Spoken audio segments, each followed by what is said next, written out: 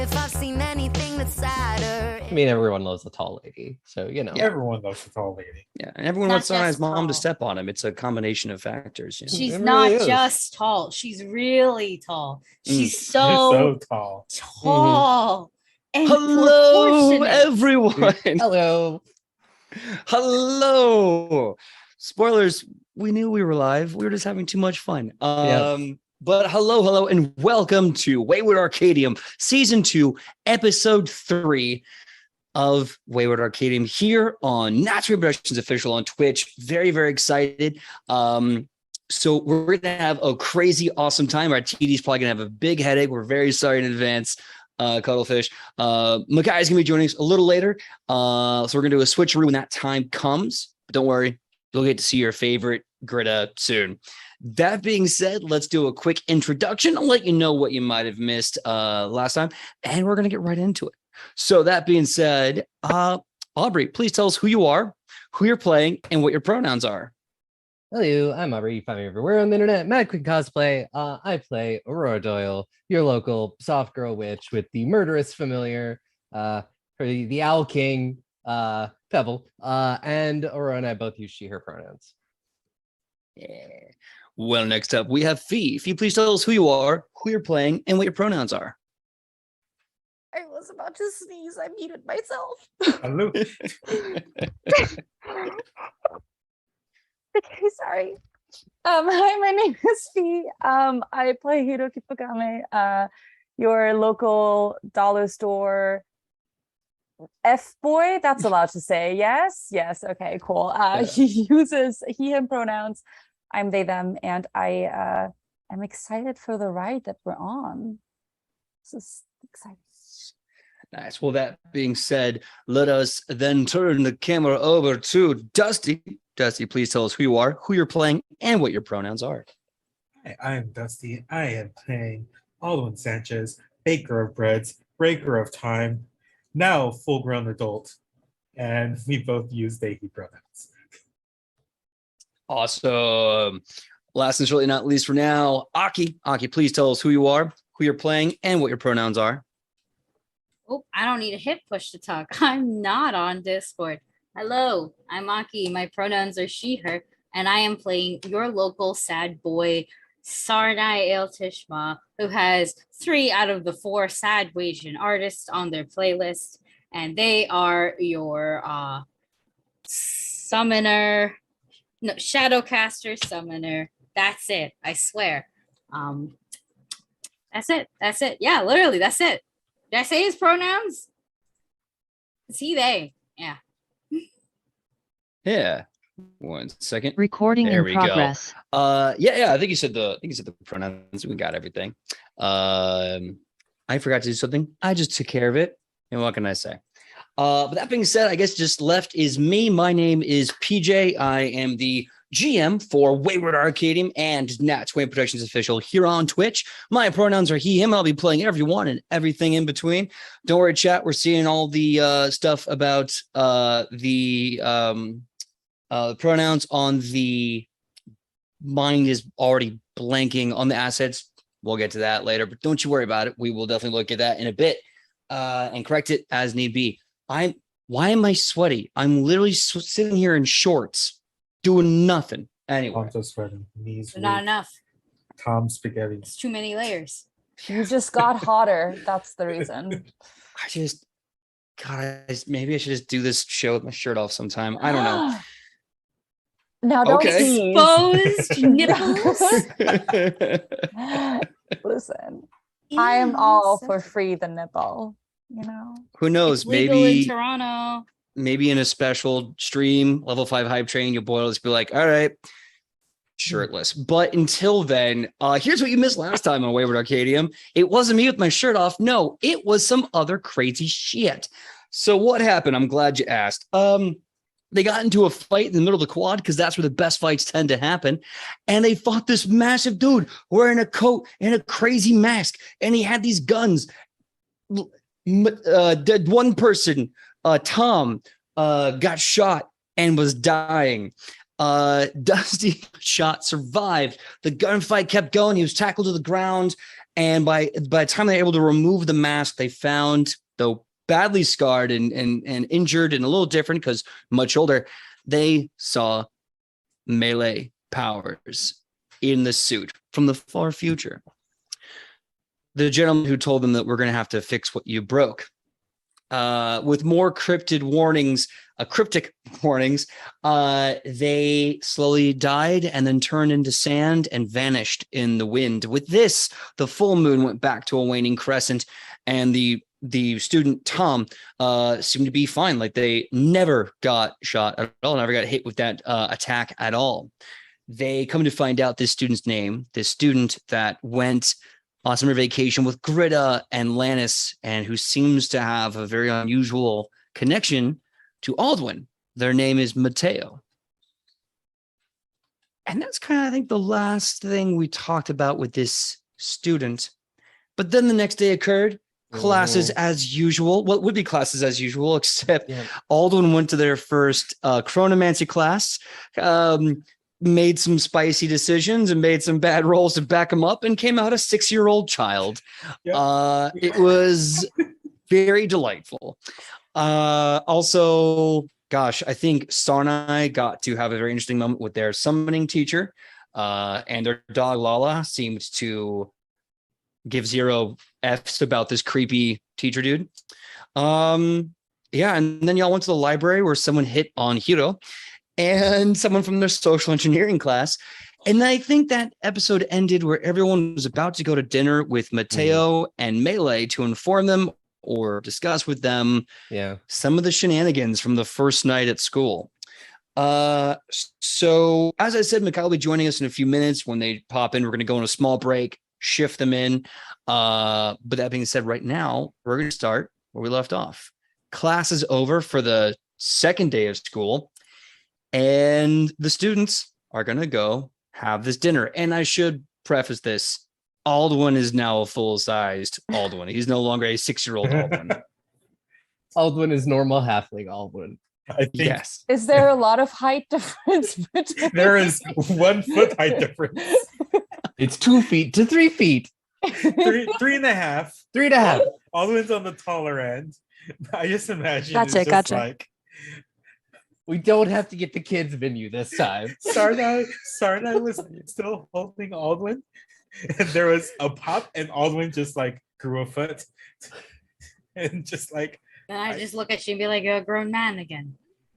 They grow up so fast. I'll just push you down properly. I only held you so that way you wouldn't eat glue, by the way. Who's going to eat the glue? You were eyeing a lot of things, and I didn't like it. Look, I was curious. That's all. Yes, most children are, and then they eat glue. Did you eat glue, Sarnai? No. I was like this when I was younger, too. Just so hard up. But you know who almost did eat glue? Who? My little sister. You know. I mean, that makes it sound like you let her, though. No. Once. I was curious myself, you see. You know, maybe if I could learn how to, like, recreate this. Mhm. Eating glue? No, not eating. The age thing. The age, age thing. I see. Mhm. Magic. I mean, there's spells for that. You could probably make a Curses. lot of money from that if you did. Yes. What?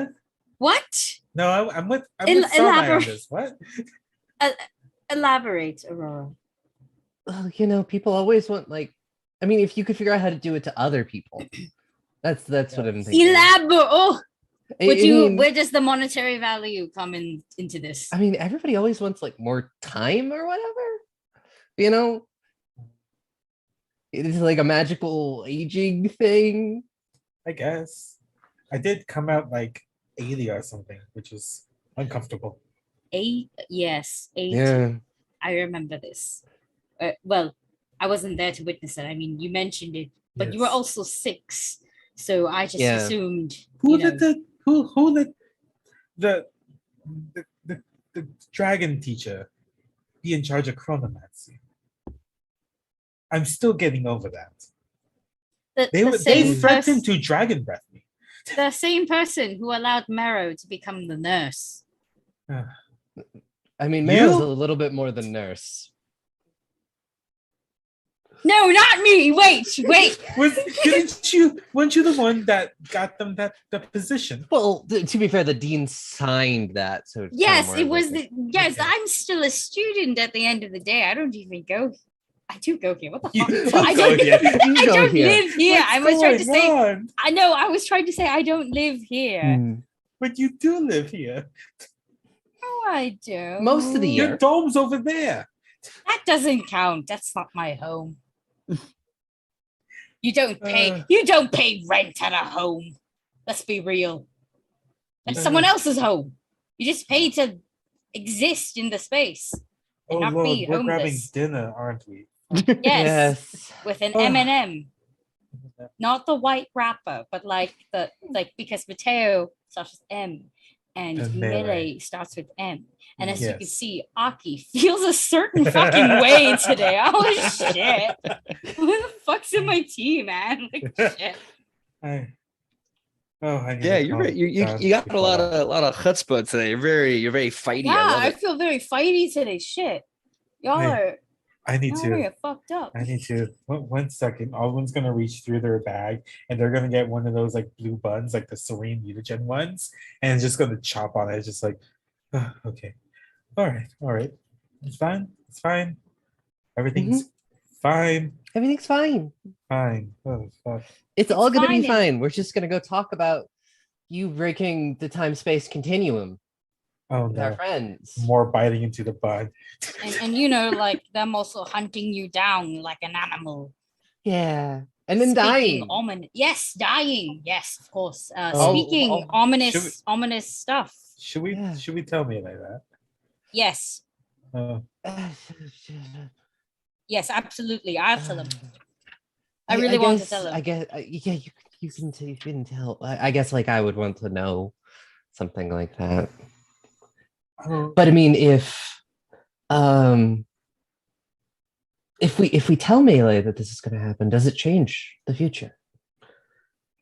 there's I think I was talking to the divination other character Tree the divination professor. Oh, Tiralel. I'm sorry. Parallel. Sorry, I'm just like Tiralel. my brain just Hmm. I think I was talking to Tiralel about it just like last semester. There's all the different possibilities of things. So isn't like it always ever changing? So we make a decision now, it's Right? affecting one timeline. Then it goes to the other timeline. I really like my room. Pretty much. Oh no. Also, didn't you like spent the summer with Melee, right? What was Yeah. what was that about? What was They- going on there? Yeah. Yeah, what care to What was it? explain? What was it? You know, I could still Fuck off. would you like to tell me I mean, more? they didn't want to go home to I mean, last that's valid. summer. So That's I didn't want to that's go home either. oh, you didn't, right? No, Okay, I stayed. I Right. stayed here. I stayed with Eden. that's good. Who's Eden? We've already been over this part. Have we? I swear. We've Already already been doing over this part. is really fun for me. But Is you that- know, Spark Notes version of my summer, I went and spent time with Eden. She's a craftsman here in Absalom, and she taught me things like I made the staff. There were sparks, all right. Look at this, haha. Yeah. But no, it's just like Abuelo has a big place with lots of rooms, so we just kind of like I offered and they stayed summer. Is that it? Is That's all. that all? But anything Yes. else to share with the class? It was a relaxing summer compared to the school year. Sure. Just Going as on? just as friends? Or like, did you put the homo in homosexual? Were you sexual? I'm leaving. Alden walks away. So on that note, we're gonna move forward to the dinner in question, where you're gonna get the other two NPCs, Mateo and Melee, to meet you. I believe you said you're gonna be going to the host club's restaurant, the Orange Sonata. No, Is that we were correct? not going there. You were not going there. That was the That's place why where I like checked. we're not going there because every time we go there as a group to discuss something bad happens and then Gwendol is sad and we don't want that to happen. We're going to Duke Paddington's the 7th. Yeah, That's right. Duke don't know this Paddington's reference. the 7th. There it is. Yeah. It's in my note right there. Got it. So Dude. Yeah. Oh, because yes, no, I made it. Never mind. You made Patty Dukes. I made Patty Dukes, and then Yes. we changed the name a little bit because No, it this is sounds much somewhere else. better. This is the nicer place. yeah. This is a nicer place. Yes, Oh, Duke damn. Paddington's the 7th. Mhm. This is Ooh. where Greta took the pretty Herod boy. Schwilmanax. Yeah. Yes, yes. So, the night kind of fall on you. You all meet at Duke Paddington is the 7th in the Absalom main city, just outside of the Arcanum, and you find that it's kind of like a very, very extravagant sit-down steak restaurant.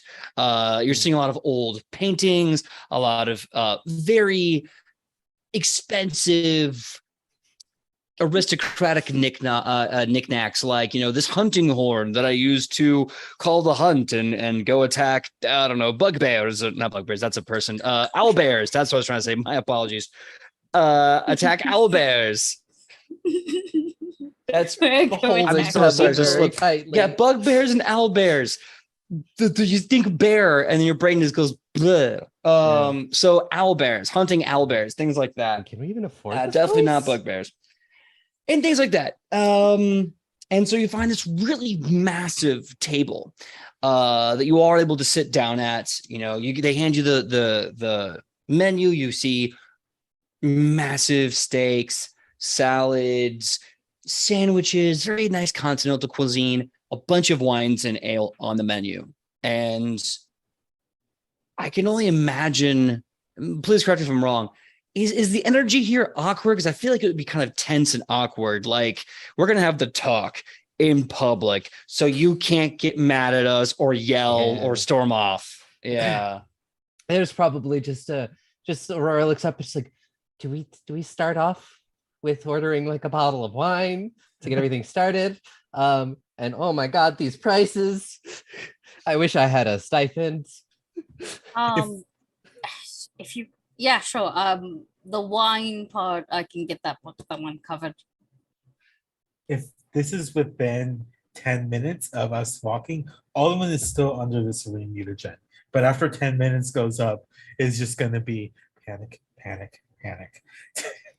Sarnai is so good at concealing this shit.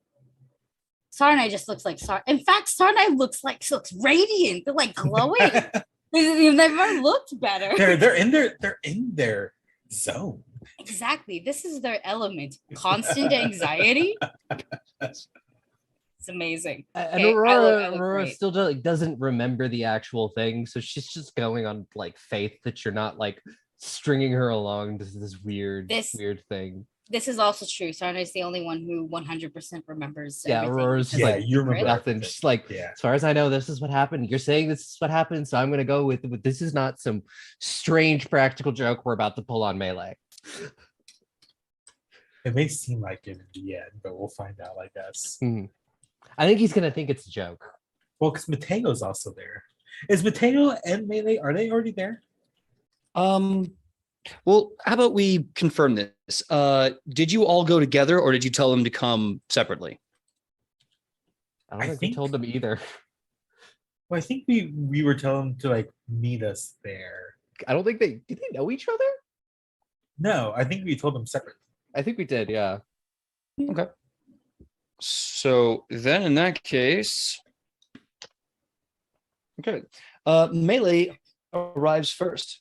Melee, maybe 5-10 minutes shortly thereafter.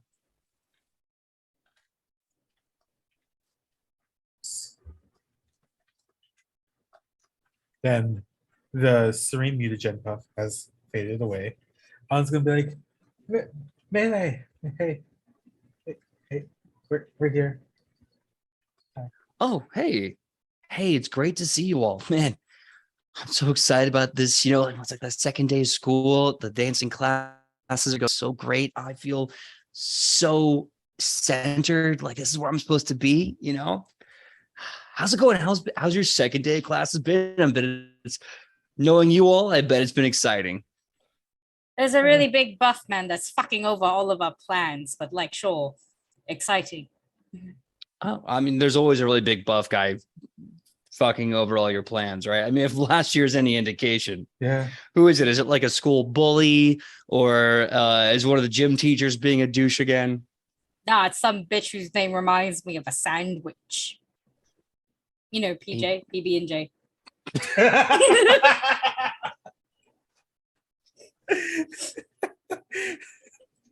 Why you come for me? I'm not in the game. You are now. There's a sandwich guy, big and buff, fucking up everyone's days. Best friends with grilled cheese. Best friends. Yeah, me and grilled cheese, best friends. So after having this conversation, Mateo shows up and he's just, hi. Hey everyone, what's up? Hey, Mateo. This is everyone. This is Melee. Hi. Um, I'm like, how does Pebble react? I mean, Pebble just does what Pebbles always does with new people. Makes eye contact, unblinking, unbreaking eye contact, and just slowly raises the knife. And the choice is yours. No, Pebble. No, Pebble. Actually, this is because you asked that. Pebble and Lala and Naga were all there that night. Did they also have to make rolls to remember stuff? Or do they get what we got? I'm Like going to the say they masters? get what you got, especially because of the connection that formed that bond between you two. So Pebble doesn't remember shit, Yep. but you know Pebble who doesn't know does? The dog who knows no fear, Lala. Yes. Wow. Well, how do we want to do this? Would we like to actually get some food in us first before? I think food is a good before we idea. just You know, drop everything some on you. Yes. Get some food, get something to drink, loosen up, relax a little bit. It's been a long day. It's been a very long day. It's gonna be a really long night. It's felt like counting. It's 16 been like years. what? Yeah. Oh, I was going to say it's been 80 something. It's been 86 years. Something like that. It feels like approximately 2 weeks. That's what it feels like to me. Yeah. No, yeah, you're right. Yeah. How's it been for both of y'all? Mateo, how's first 2 weeks of school been? 2 days. It's 2 days. 2 days. 2 days? I meant 2 days. It's 2 days. I said it physically feels like 2 weeks, but I it has forgot. been 2 I days. forgot. Mateo just kind of chuckles. It's been good. Just kind of getting used to the new school season. I'm really looking forward to finally catching some chronomancy classes with you. And I'm looking forward to also maybe going to dueling club or something. Sounds like a lot of fun down there. If you see the dragon teacher, just walk away. Just come back another day. Is there a teacher that's a dragon? They're Like a big dragon? they're a small dragon. Is there a kobold? Oh, Yeah, yeah, the but- kobold teacher. Yeah, he seemed Yeah. cool. Don't call him a kobold. Oh, he doesn't like that. Oh, okay. But also, yeah, just no. if you go to that class, just walk away. Come back another day. I made that mistake today. Apparently, a very big mistake. It was a very big mistake. Wow. Okay, I'll remember to avoid the kobold teacher in the class, and yeah, just keep my eyes out, I guess. Cool. So what happened? It seems like you went to the class and knew this guy. Is he like a total dickwad? Like what is it? Well, wait, you signed up for chronomancy too. Yeah, but I haven't been able to take it yet. I've been doing the other Okay. classes on my curriculum. Okay. Well, no, I went there today, made a mistake. I think I aged very, very fast. And then the teacher then threatened to, I think, dragon breath me because they thought I wasn't a student anymore. I tried reversing it, and then I turned 6. Ooh. Uh, Wow. Yeah, no, that guy does sound like a dick. Yeah, I'm Yeah. sorry you had to go through that. I mean, it's fine. I think it's just like they're a lot, and I don't think that's the right energy for that class because I think chronomancy probably requires patience of some sort. Yeah. Maybe, yeah. Yeah. So like what about you all? Like how was your first day? I'm guessing we just came here to like catch up on like our first days, right? Like Yeah. yeah. For the most part. I mean, I went to astronomy, it's a good class. I know a lot of it, but, it and then because I've got like this thing, so I'm gonna hopefully get to study the Starstone. And like maybe write some sort of dissertation about it. That'll be interesting. Yeah. So really quickly, the waitress comes by, the server comes by and is here to take your orders. Imagine, if you will, the menu is very similar to anything you'd find at like a Ruth's Chris or like a Outback Steakhouse, any one of those joints. Yeah, Outback Steakhouse mean? was the thing that jumped into my head when you were starting. Could we to get the blooming onion? Yeah, the blooming onion, legally distinct blooming onion. Legally distinct blooming onion. Hey, I'm Pretends back. I'm to know so what you're sorry. saying. Amazing. We- A blooming onion. Ah. So you want to get a Legally blooming distinct onion? Yeah, absolutely. They just call it the fireball onion because it pops out like that. Yeah. So you can definitely get a fireball onion / blooming onion. Anything else you want?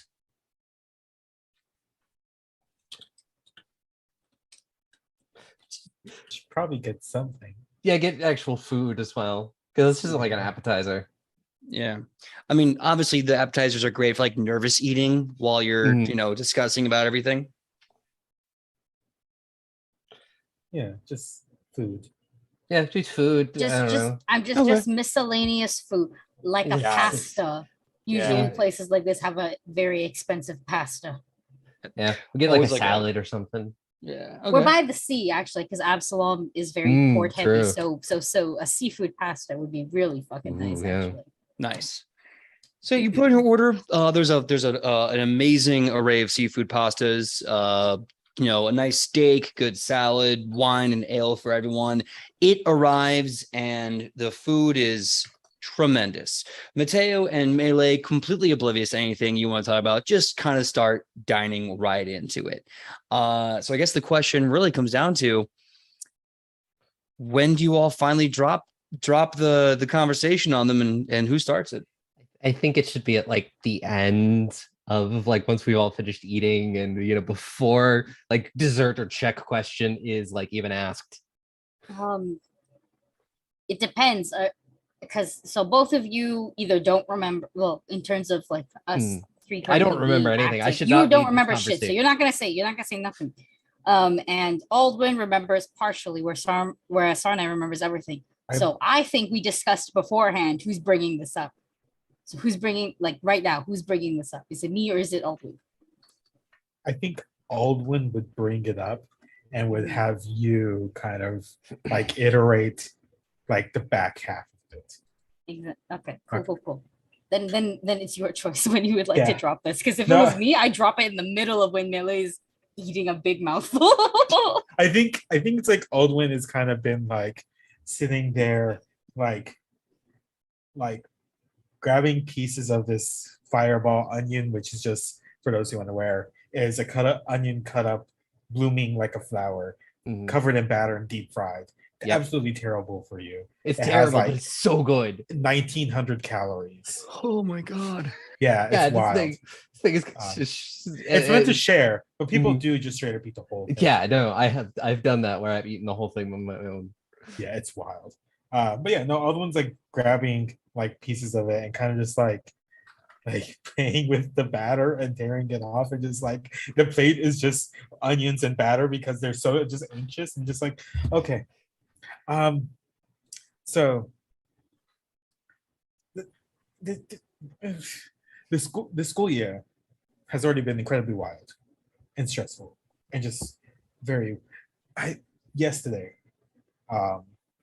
Mateo, before I knew your name, I went chasing after you to the quad because my friend Greta, who's over there, just being very quiet and observant, just said you were concerned. So weird. So I went to go follow you, right? Right? Normal behavior, checking on future friends, past friends. We'll have to talk about that later.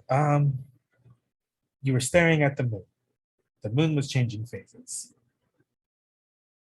And then you ran, said some cryptic stuff, and then a masked person with a gun shot you, and then shot me.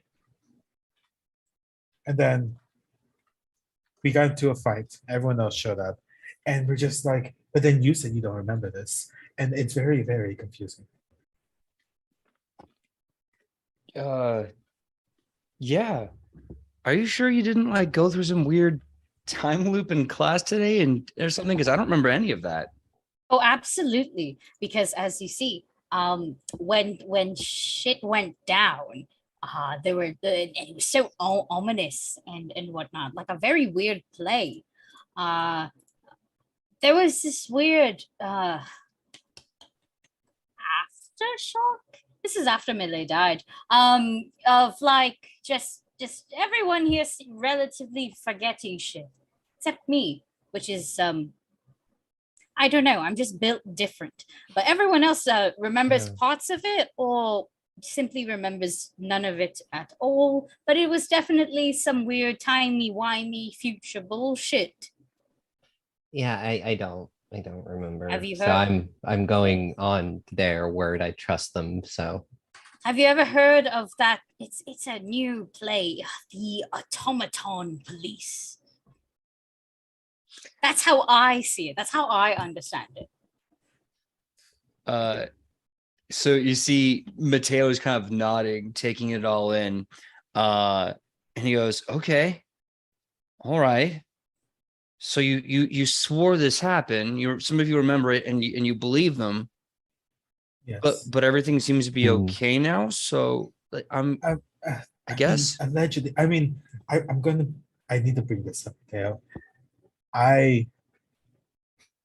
Yesterday was the first time I met you. I guess it was the first time you met me. Yeah, it was the first time that I met you. We were calling you Tom for a while. yeah. 2 days, yes, Tom. I thought it was weird. I thought you were just being like hazing or something. You honestly didn't remember my name? No. No. I'm I sorry. mean, I've never met you don't. before, so Yeah. No offense. I get how you, Aurora, or you, Sarah, and I wouldn't remember me, but like Alduin, we were childhood friends at some point, right? Like that's something that happened, right? I mean, maybe. I mean, here's another thing. I don't quite remember my childhood, to be 100% honest. But I've never heard your name before. Like, and I live with Abuelo. Like, I mean, you, Ignacio.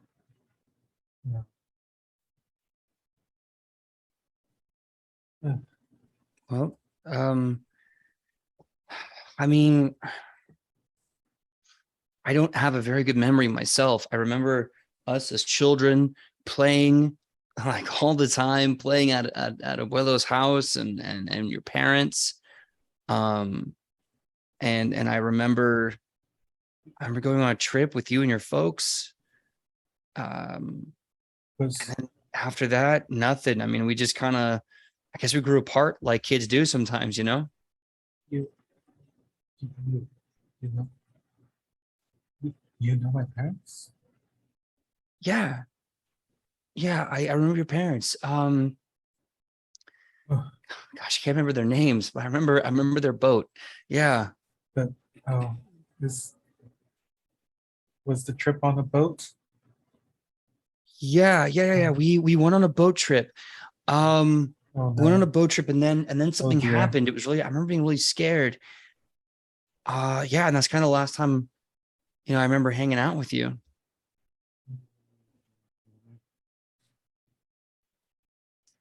We'll need to talk more about this later, I think. Oh, where's the wine?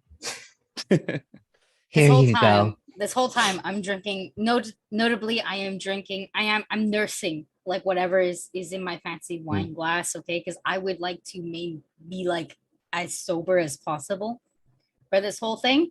But like the Aldwin's whole little thing, I'm like taking a sip. I'm like looking at Melee or Aurora or Pebbles or Naga, just like, what the fuck? Look at this shit. Like with that kind of vibe. I just think I'm just drinking. I'm not really like trying to drink less, not trying to drink more or anything. It's just, You see Melee is just kind of like drinking water, just watching this happen. And as he's seeing it happen, he just kind of reaches over, grabs the wine, pours it into his own glass, puts it back, and then just keeps watching with like renewed interest. Like, what? Yeah, that's Yeah. like exchanging looks or like, who the fuck? Mm-hmm. I think Saul, I remember something I did too. Oh yes, I remember the most. Would you like quotes? Because I remember the quotes. Oh, that's right. The cryptic stuff. Yes, and it should be around this time that we should also mention. While we were fighting the little automaton police, there was a very specific. We demasked our assailant, and it was 100% an older Melee. Melee, in the middle of drinking wine, has this moment where they're just so busy listening and taking things in and partially dissociating that they have this delayed. Mm-hmm. What? Yeah, apparently. Yes. Yeah. You were there, but like it was a distinctively like older you, like a DILF you, and and you had a really cool but scary gun, and you were 100% trying to like fucking kill them, and I like point to Aldwin and Mateo, and then fourth grave happened, and you turned to dust. That was probably the most scary part. You turned to dust, and hence why we messaged you like right away, like, hey. Yeah, that's why I sent you a message, because they were like, Melee died, and I just went, oh god, and then I sent you a message. Okay. Because we wanted to make sure you were all right. Yes. Yeah. Shit, I just thought you all wanted to like get a drink after the first day or something, and I was going to be a responsible dance instructor and say no. What the fuck? Yes. Yes. Yeah. That. It was, like I said, it's felt like 2 weeks. Oh, and you said quite a few things. And you too, right. you too. Mateo. Was it Mateo that said we're going to fix what you broke?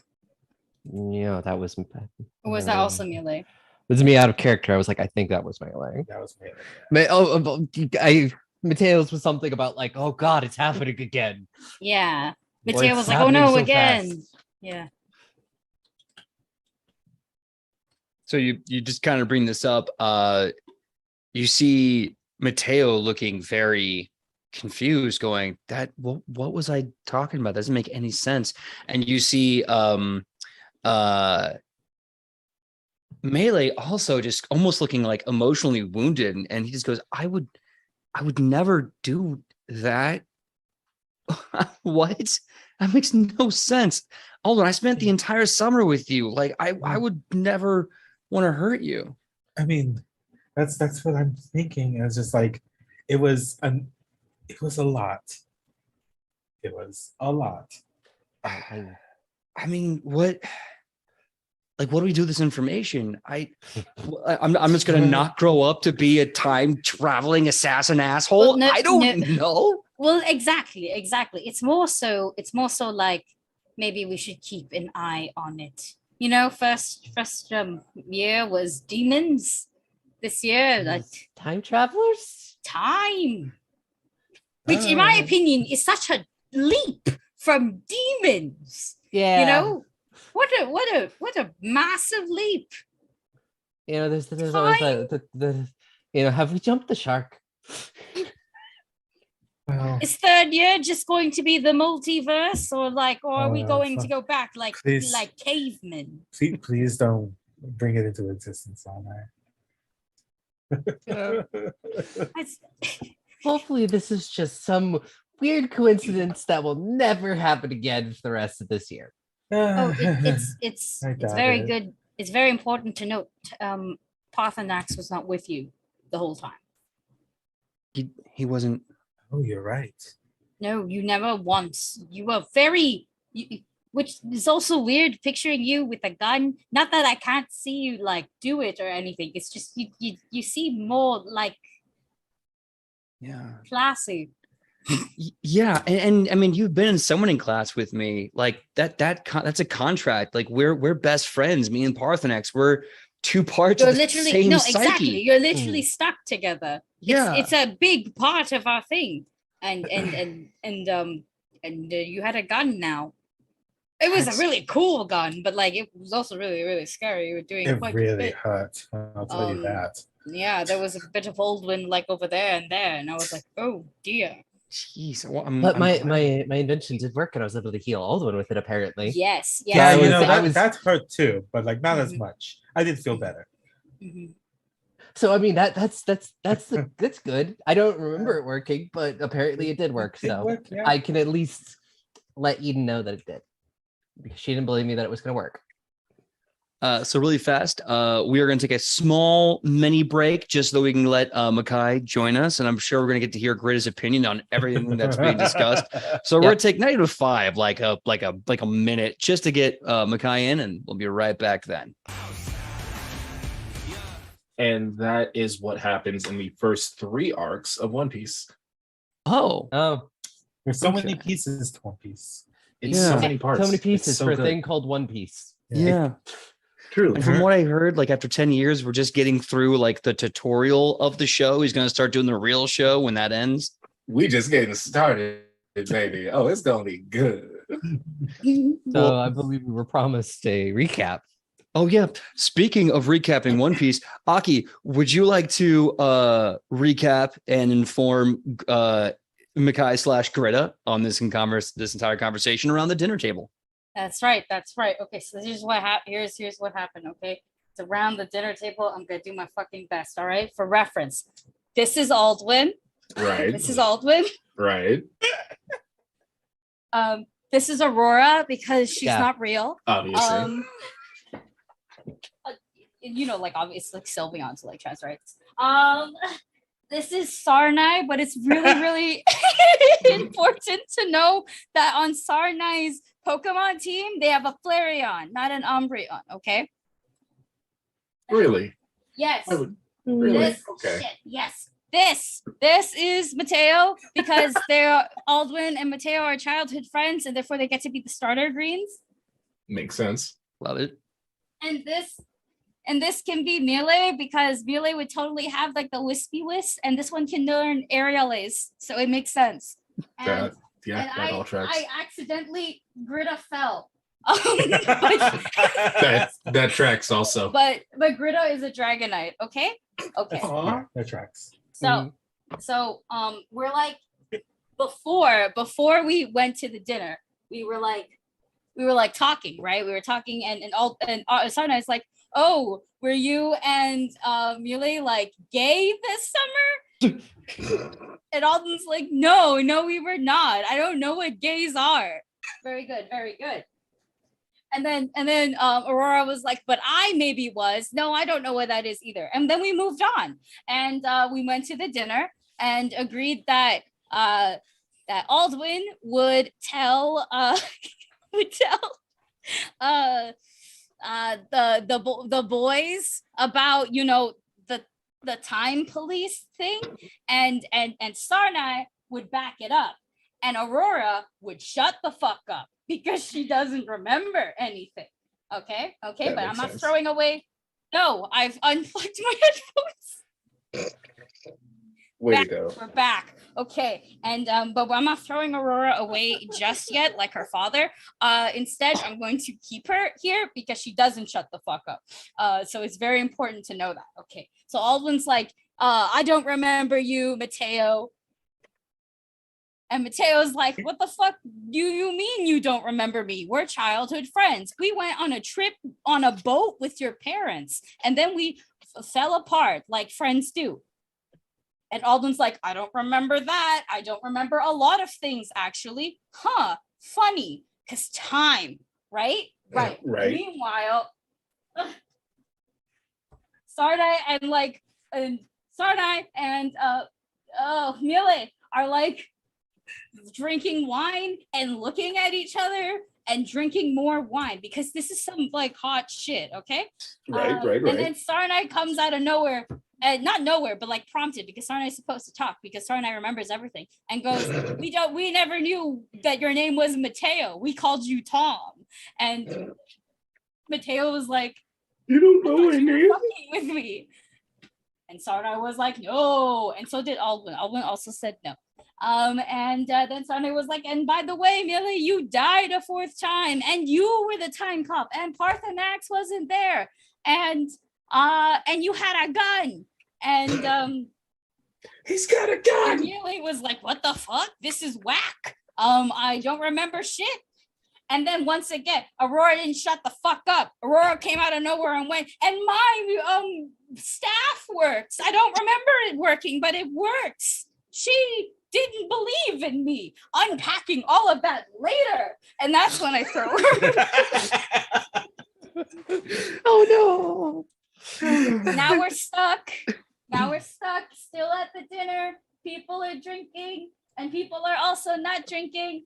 And I'm trying to fix my bed, and that's not working out. But yeah, that's it. That's all you missed. Now's the time I'm going to choose to admit that I was watching. I was watching the entire time. When I was on my way here, I figured I would be a good co-host and watch, so I would be up to date. Yeah, they were in the chat. At least the very beginning, I saw your name pop up, and I was like, oh yeah, dope. So I did all of that for nothing? No, you did all that you for did a it for the hero mutual point. Thank you. The mutual enjoyment of me, your number one simp. Yeah. Amazing. But yes, that's what happened. I have more Pokemon plushes, so if we ever need a bigger recap, I can just go get them all. Noted. Yeah, and just And start I- assigning people Pokesonas. Yeah, so that being said, Greta, you're at a very awkward dinner table where Mateo and Aldwin are finding out they have this unusual friendship as children where no one can remember anything. And Mateo apparently was dying, and Melee, the new friend of the group, apparently killed everybody. But in some weird, to quote Sarnai, future DILF self. And now the wine is flowing and everyone is having such a weird, I want to say, like, pin the tail on the donkey of emotion right now. Like, ow, what? That missed. Feelings. And also, Aurora, I'm glad you don't shut up. I think that you should know that. But that being said, Shut the W fuck the up. fuck? Like, what is happening? Naughty the fuck? So what do? You see two very, very emotionally distraught NPCs and a very emotionally distraught group of friends. Well, Greta's gonna give the I imagine a minute or two of silence goes by, and then they're gonna wave down the bartender with the classic 3 shots. Then they look at the table. 3 more shots. They go and they bring you shots. Do you see them kind of stop and they go, shots of what exactly? I look around. Gritted. Wait. Oh, I think I'm So frozen quiet. again. Man, I would love it if my internet was working. There we go. Hey, sorry about that. Apparently my internet absolutely sucks tonight. We missed you. Welcome back. Yeah, glad to be back. So yeah, before they leave, they say shots of what exactly? Two whiskey for me, and what do you guys? Fuck it, tequila. Okay. Fantasy So- tequila. Fantila. So they go, they rush, they get the shots, they put them back down. And they leave you alone. Just, let us know if you need anything else. And they run away. Thanks. They were listening. They were listening in on the cheese. Yup. Yeah, To be fair, Holden wasn't quiet. I think I was just like, after Sarah and I, like, and she's like, I guess we just wanted to inform y'all what happened just to make sure that, like, y'all didn't remember and also to make sure y'all are okay. There's a lot. And yeah, like Sana said, we should just keep an eye out for it.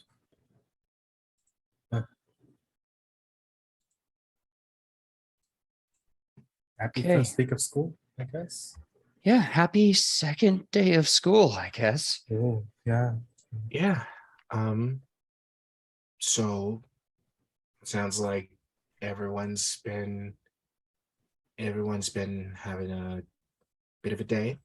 So how about this? We're gonna do a quick toast to the pasts that we have either forgotten or won't leave us alone. And a second one to the futures that we will strive to make better together. Because at least with us, whenever we're together, that's when things seem a lot easier. So if you guys stick with us, maybe things will get easier for you. And we can drink on it. Yeah. Yeah. Yeah, that sounds great. Melee gets a shot of tequila and Mateo gets a shot of whiskey, and they just raise the glasses and they just join you for a toast or a cheers. Rack them up. Clink. Boink. All right, no time to waste. Round two. Oh Lord, maybe not tonight. I got will- 6 shots off the gate. I will say this, those who want to drink, I think it's time to do the customary drinking rules. So fortitude saves to see how you handle imbibing willfully a poison. So let's get that fortitude save. I mean, What we are- put it like Sorry, that. will Paradise, not. please don't fail me Yes. now. Sarna wants to be the sober bober. Got it. Give me. Oh, yeah, I apparently have learned my lesson. Because that's a 29. Nice. If you want to know the It's DC, all of those carbs in the food. yeah, you just pounded so many bloomin' fireball onions that you can handle anything. So yeah, just to give you guys, just to give you all a heads up, the DC is basically the simple DC or standard DC at level, so it's gonna be 23. If you beat that, you're solid. Fuck. Okay, that's not. I got a 22. Oh no! Wait. Hold on. You're level 6, right? Yes. Okay, hold on. I gotta check my GM cheat sheet here. You get to look at my sweaty armpits. Okay, I lied. So for level 6, the Sexy. standard DC is 22, so you're fine. Cool. Wonderful. One of these days, I'm gonna have my stuff pulled up before we start playing. But that required me to be on time. I believe that's a 28, 14 plus 14. That's math, right? 20, yeah, that sounds right. Yeah, 18 plus 14. I don't know how to do numbers. Somebody check my math on that one. Well, that sounds like a 32, and since that's 10 above 22, that's a critical success. So as the drinks continue to flow, everyone is doing great. Greta doesn't even feel it. Just all that power loading of the good food probably does that on occasion. But yeah, so the drinks come and go. Let me ask you this, you three, since you had the shots, are you going to continue getting heavier, with basically fortitude penalties? Or are you just going to enjoy that and call it a night? I don't know.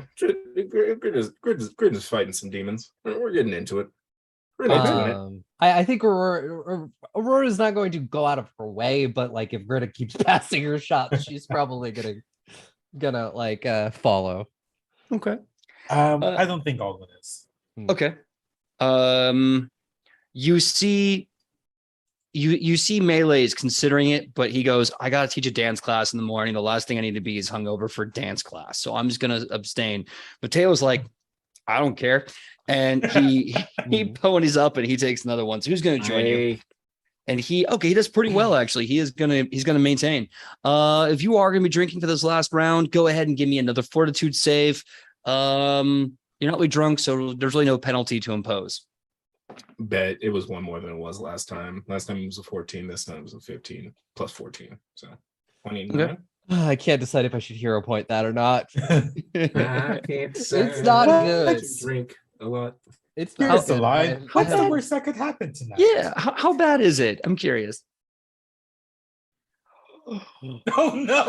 Oh no. Okay. Why do we Wait. keep doing this? I'm like, I have a hero point. Do I want to stand on this one? Or because I don't know anything that's gonna happen. You don't. That's just it. You don't know if a fight's gonna break out or what. Okay, I'll tell you this. This is gonna be my GM bargain for you, right? Here's the give and take. If you don't use that hero point, you will wake up effectively hungover. If you'd like to consider that a condition, we'll call it sickened for the entire day. Sickened 1 for the entire day. That will affect your rolls for class, anything else. But you'll get to keep that hero point. Now, if you cash in that hero point, you won't get sickened, but then you won't get another hero point until, of course, you earn it. I earn it. Yeah. Yeah. So that's kind of what I'm thinking. I'm gonna. I don't want to spend it on re-rolling this. I would much rather spend it on just in case we somehow get into combat. Yeah, What? but like,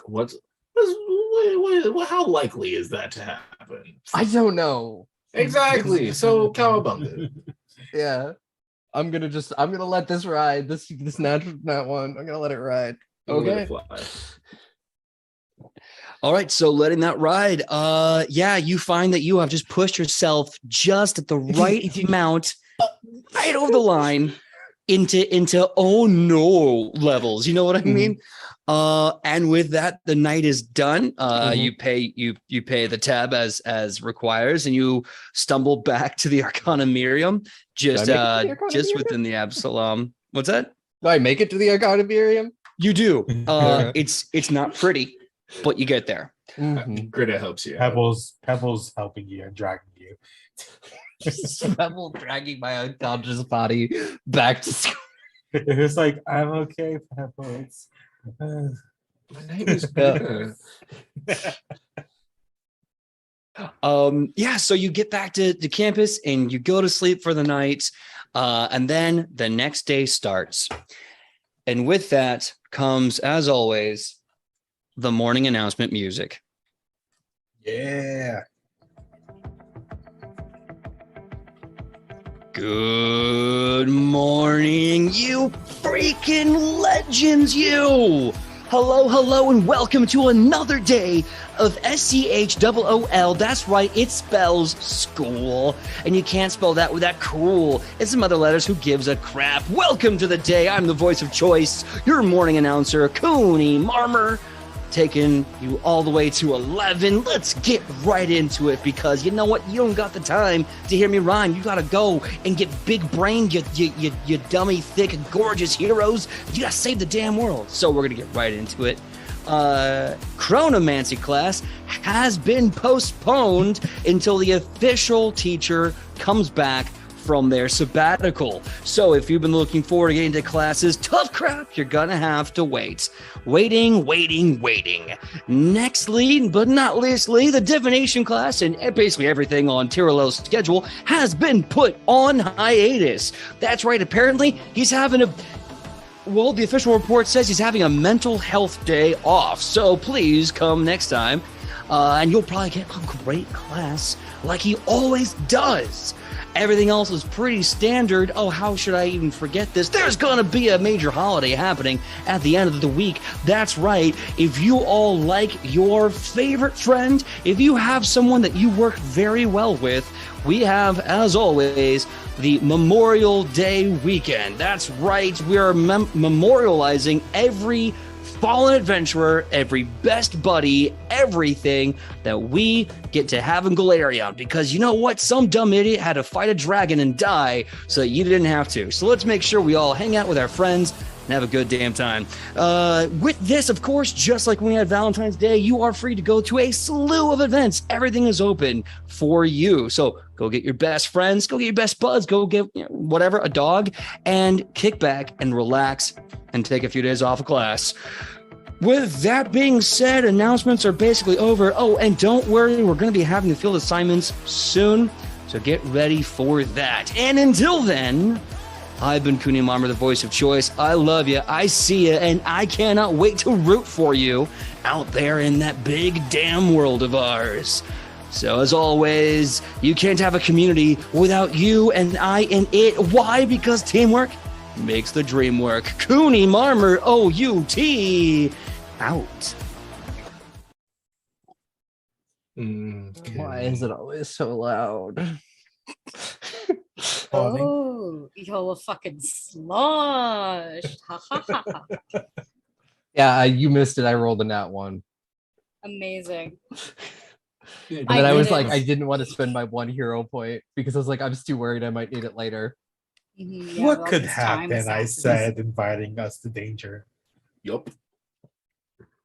Well, Parent at days least- like in 2 sessions. Like I don't know what could happen. No, don't. Look, if we have to fight Aurora's dad Fight- again, fight we'll my do dad it. again. yes, easily. Well, I brought you this. Might help, hopefully. Why is it so green? That would be the kale. It covers up the taste of the eggs. Oh, Mm. very nutritious. Yep. Raw eggs, a little bit of kale, some paprika, and some dragon flakes for flavor. Dragon. Flavor? Did you put the lemon in there too? You know what, Oldie? That's a fucking wonder. Yeah, you should put some lemon in there. Like, Would yeah, you like the old Chilaxian cure? What is that? I put some. I worried Well, what that is. Well, firstly, if you wanted, you can't like tell on me. I'm really worried about what this is. Are you just gonna punch him in the gut? Yes, and induce vomiting. I will take whatever Greta has. I'm joking. There's like a whole other thing, but like it involves eating a very spicy chili pepper. Have you that's heard what of? this is. That's what So the it's- chip. Yes, exactly. It's like you've heard of the ghost pepper, I assume. This is Oh, worse. yes. The Oh, wow. Chilaxian pepper. We call it the demon pepper, Oh. straight from the Ah. abyss, Yeah, but you just can't find them. They're fucking hard to find. because they only grow in Cheliax. Yeah. So, like, if you I could know get that. me some of those, I will bake you spiciest bread I've ever made. And it'll taste delicious, probably.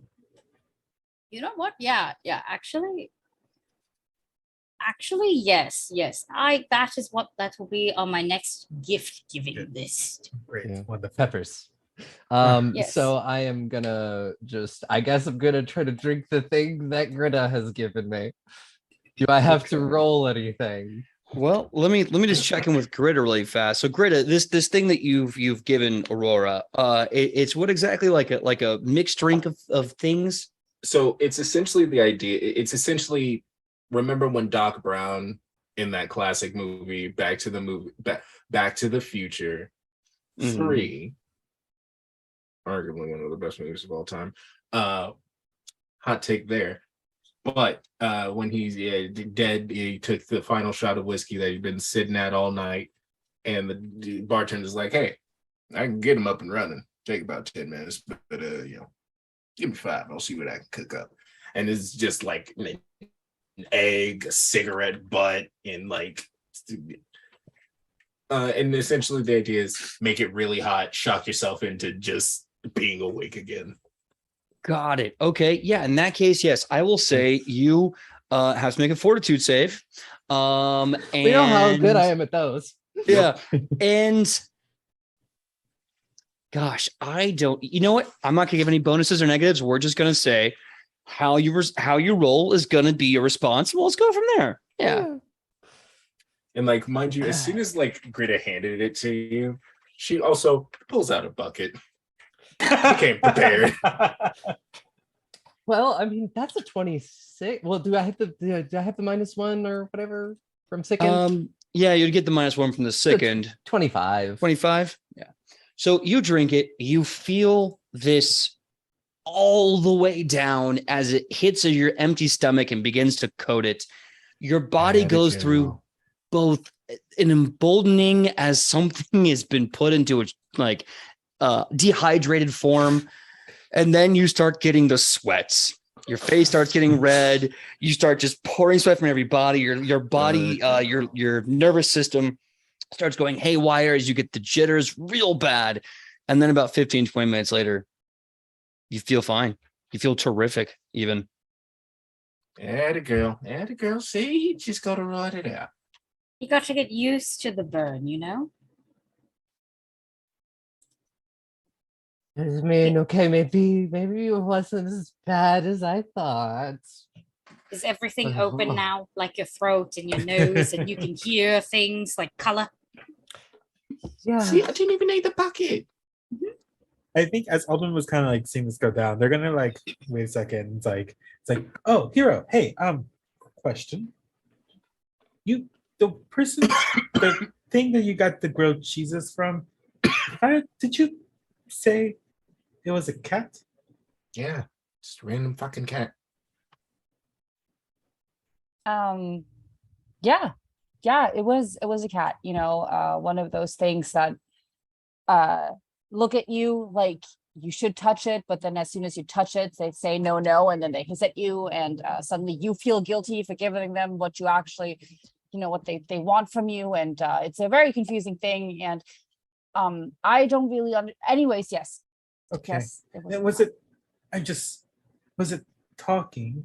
Because Tyrael, I remember, I mean, I was 6 still, but I think they said, beware the talking cat. Beware, look for the talking cat. Oh, they already did that. You know, as soon as they got here, when we were all, you know, trying to find each other, instead of, you know, looking for us and having a good, wholesome reunion, like some of us had been imagining. No, they went off and followed a fucking cat. If it was a talking cat, it's probably important. I you. like Thank Aldrin's point, mainly because I'm feeling some negative energy coming from you, Greta, and I feel like we should Really? talk about it. Really? You're feeling negative? Oh no, they're fighting. And you see like their hair catch on fire for like start to steam for a second. Ah, Okay. Okay. No, I'm okay. fine. I'm fine. I'm fine. How about we three Take a walk? Take- That's a good idea. take a walk? Yes. Aldwin, Aurora, we will see you at Class. lunch. Class, Okay, lunch, yeah. whichever Yeah, comes whatever first. comes first. I in think case you don't see me, because I feel like this might not end well for me.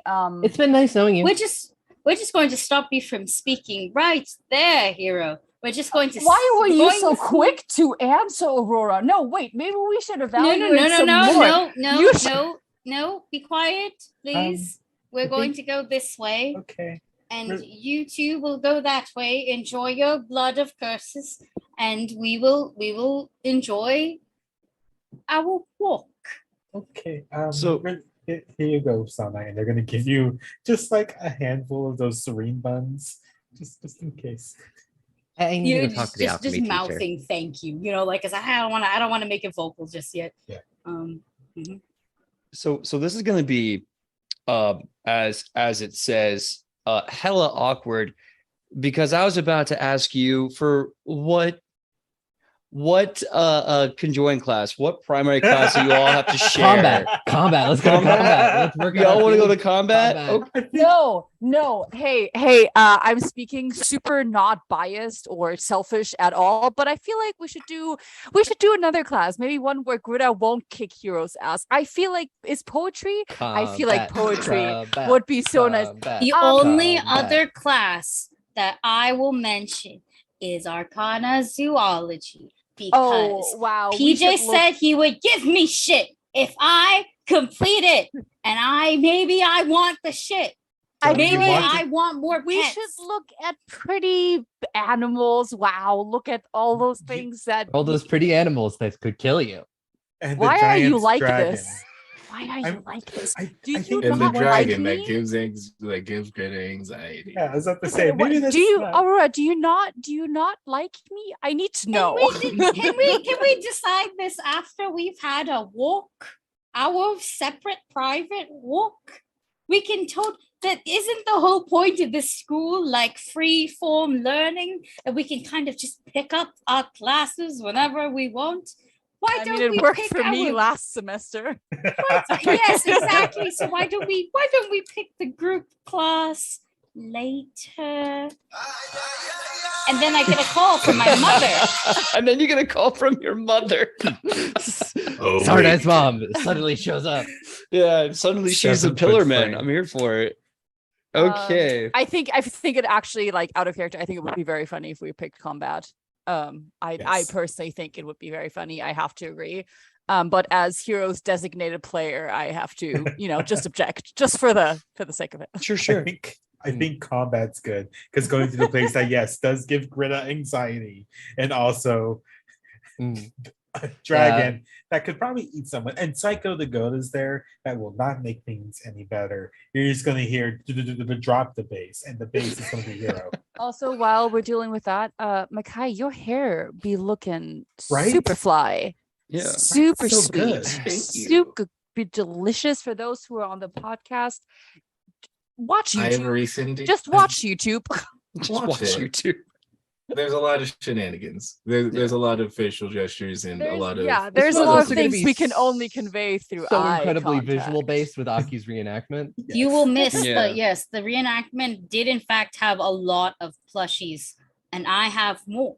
So if I get to do the season 1 recap, I think I have enough plushies, like Pokemon specific plushies, for majority of our main cast plus our favorite NPCs. And then I have like Toothless and Nobara from JJK, and like at least Captain America and Spider-Man. So like I've got quite the cast. Can I I? wanna know I who feel you're gonna like make Captain America. Melee should be Spider-Man. He gives me Spider-Man. That's fitting. vibes. That's I can fair. see that. This is Melee. Tuxedo Mask. I Tuxedo love that. Mask. Also, I vote for a special episode where we all just do ASMR. Well, I was going to say, Aki, if I may request, when we do the Q&A for episode 20 for this season, can we have Aki doing the entire season 1 recap with the plushies? Yes. Absolutely. Excellent. Make a Somebody big note of hold that. me to this as well. I will. You Followed you. Yep. Yeah, like I'll probably remember it, but this is so that way I can also remember to plan ahead, because half of the plushies are in my sister's room, and I've got a lot more there. And if That I makes can sense. use her plushies too, then that means I could also use like the Demon Slayer ones. So it's gonna be super funny. Rengoku comes out of nowhere. So let's confirm the shared class. I believe we are all doing mandatory combat instruction. Okay, cool. Then we'll go- At least for today, I feel like thematically it is the best one. But I definitely want to do more Arcana Zoology. Okay, cool. All right, so it is the mandatory fighting instruction class that we get to first thing of the day. You go back to the auditorium where everything started in season 1, where this season started with a cat chase. And you're seeing the old leather dummies kind of put up everywhere and the brass rings, just like it was last year. However, instead of last time we had 2 teachers, this time we only have 1 teacher. And in the center, in a squared circle, kind of raised above everything else, with ropes and turnbuckles, keeping everything in nice and tight. You see a very familiar crippling monk. Hi, how's it going? Welcome back to Mandatory Fighting Instruction. It is great to see a lot of you little scrubs coming back to my class. Unfortunately, the other teacher, Coach Keimer, could not come back because he had a bit of a blood pressure issue. He needs to start doing more sit-ups. So I will be here to literally beat their shit out of you until you become better students. Okay, we are going to start. Here's how this is going to work. Obstacle course all over the place. Don't suck. And if you complete it, you get the chance to go one-on-one with the green one. And if you're feeling froggy, I suggest you jump at me, you sucker. If we succeed in this, we can go up against you. Yep. You can, if you succeed, you can come in here and you can fight me like a man, or any gender you wish to be. Nope, it's you too can fight late. me. You're already fucked up. Oh, Cool. Damn it! I'm gonna go before the board again. Oh shit. Okay, cool. That's all I wanted to know, and you're just backs Time away. for a rematch. All right. Okay. So, and he starts wrapping his hands up in. He starts rapping. No, he starts rapping. In this specific gesture. I am the three-toed rebel warrior coming at you with more skills than you can even begin to order. I'm gonna come at you like a battle toad, and then I can't. No, I'm sorry. I do not have any points into performance. I am all just an ass kicker. Cool. Get correct type. I want to roll good to roll bad. You want to roll good to roll bad. Okay.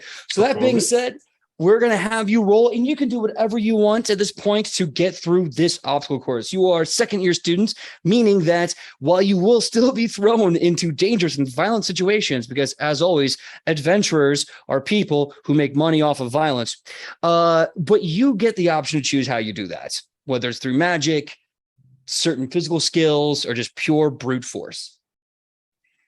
So I have a question. So can I want to do acrobatics, but like, can Hero fuck up on person because he really doesn't want to fight the teacher, so he doesn't want to win? So even though he like does it, but like he'll like pretend to like slip up and like be like, oh my god, a puddle, and like stall so he's not first. I dropped my pencil. Okay, let me think. Give me a performance check. Okay. The higher you roll, the worse you do. I love that. I love that. That's good. Performance. And watch them rolling that one. No, stop. Okay. Okay, it's a good one. It's a 31. 31. Okay. Yeah. Okay. 31. So we're gonna get everyone's roll, and then we're just gonna role play through it and see how we all do, and then we'll see who gets to go one-on-one with the green one. Okay, so Fee got a 31 to fail. Stop!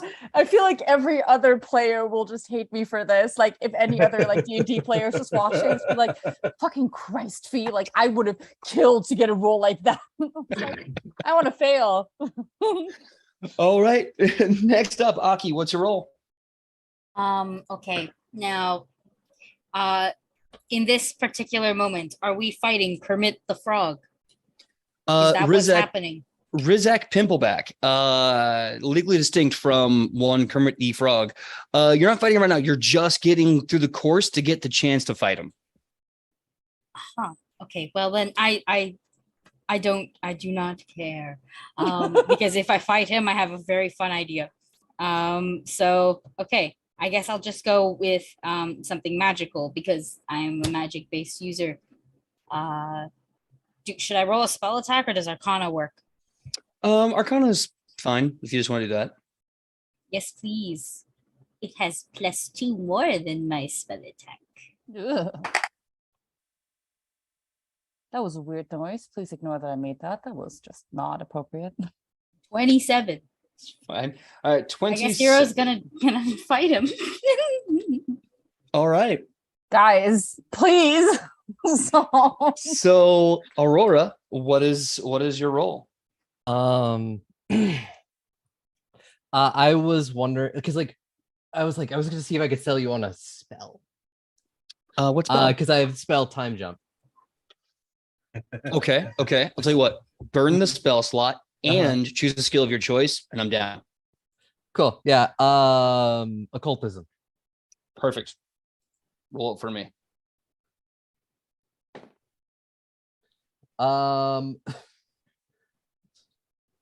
32. Because I got a 19 and I have a 13. Yeah, it's basically a critical success. Okay. Dusty, what is Aldwin doing? I was going to use athletics, and that's going to be a 24. That will pass. All right. And Makai, what is Greta going to use? Now, question. Mm-hmm. I got an argument. Okay. Kai's famous arguments coming up. Hit me that good. So the idea with this one being, Greta is a little shaken up. That today is not exactly the day. Having just killed a very relatively close acquaintance, seeing a friend, nay, a companion of theirs, get, for lack of a better term, pistol whipped into next Tuesday was rather traumatic. And on top of that, they are quite shaken up with all of the hero business, as we'll call it. So I would rather suggest, instead of athletics, maybe more of a survival is in order. Okay. Let me think about it. I would say survival in that you are currently looking to get through a very long and difficult journey. Yes, I will allow it, but the DC will be higher for you. How about that? That sounds wonderful. For instead of having a plus 10 to this 19 I just rolled, I have a plus 11 for a nice even 30. All right.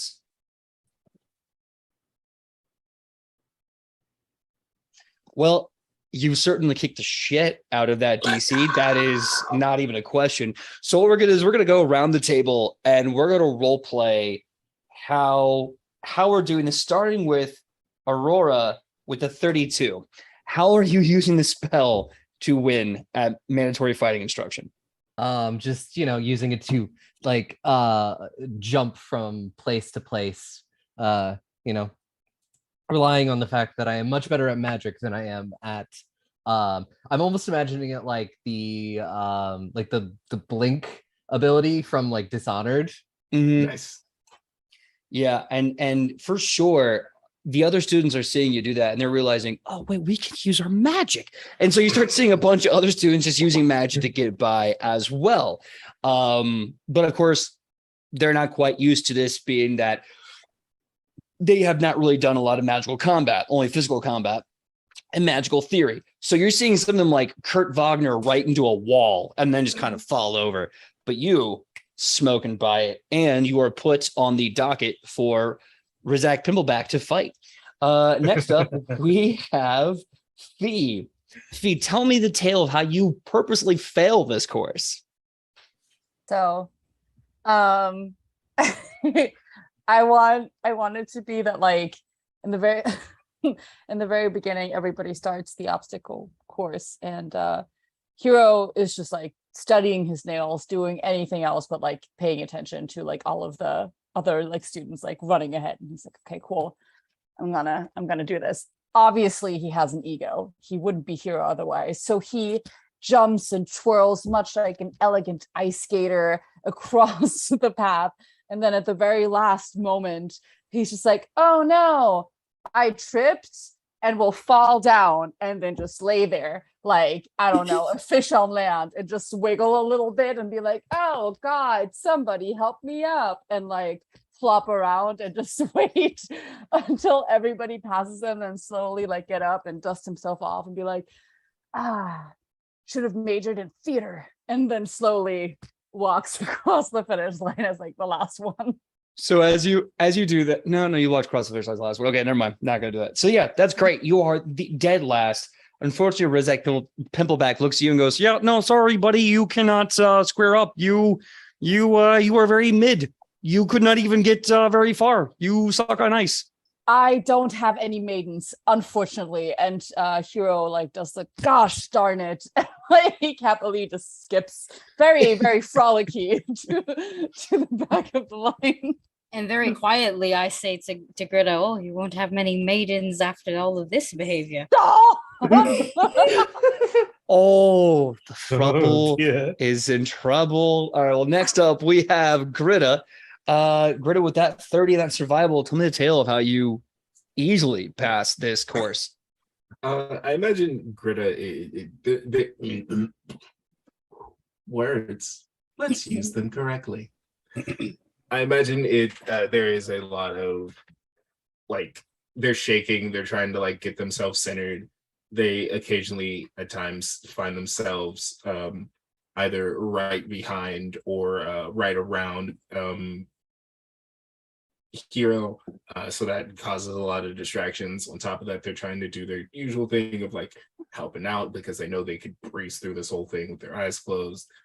It's not their best time, but they are leading. They do finish at, I'd say, around the middle of the pack, but they are leading the middle of the pack. Okay. Like if there's the first 25% that make it, Greta is at the top of the number one, but at 26%. Nice. Okay. So let's see. Coming in the middle there. Very, very nice. Let's see. Next up we have Aki. So yeah, Aki, what are you doing for the your Arcana check? Okay,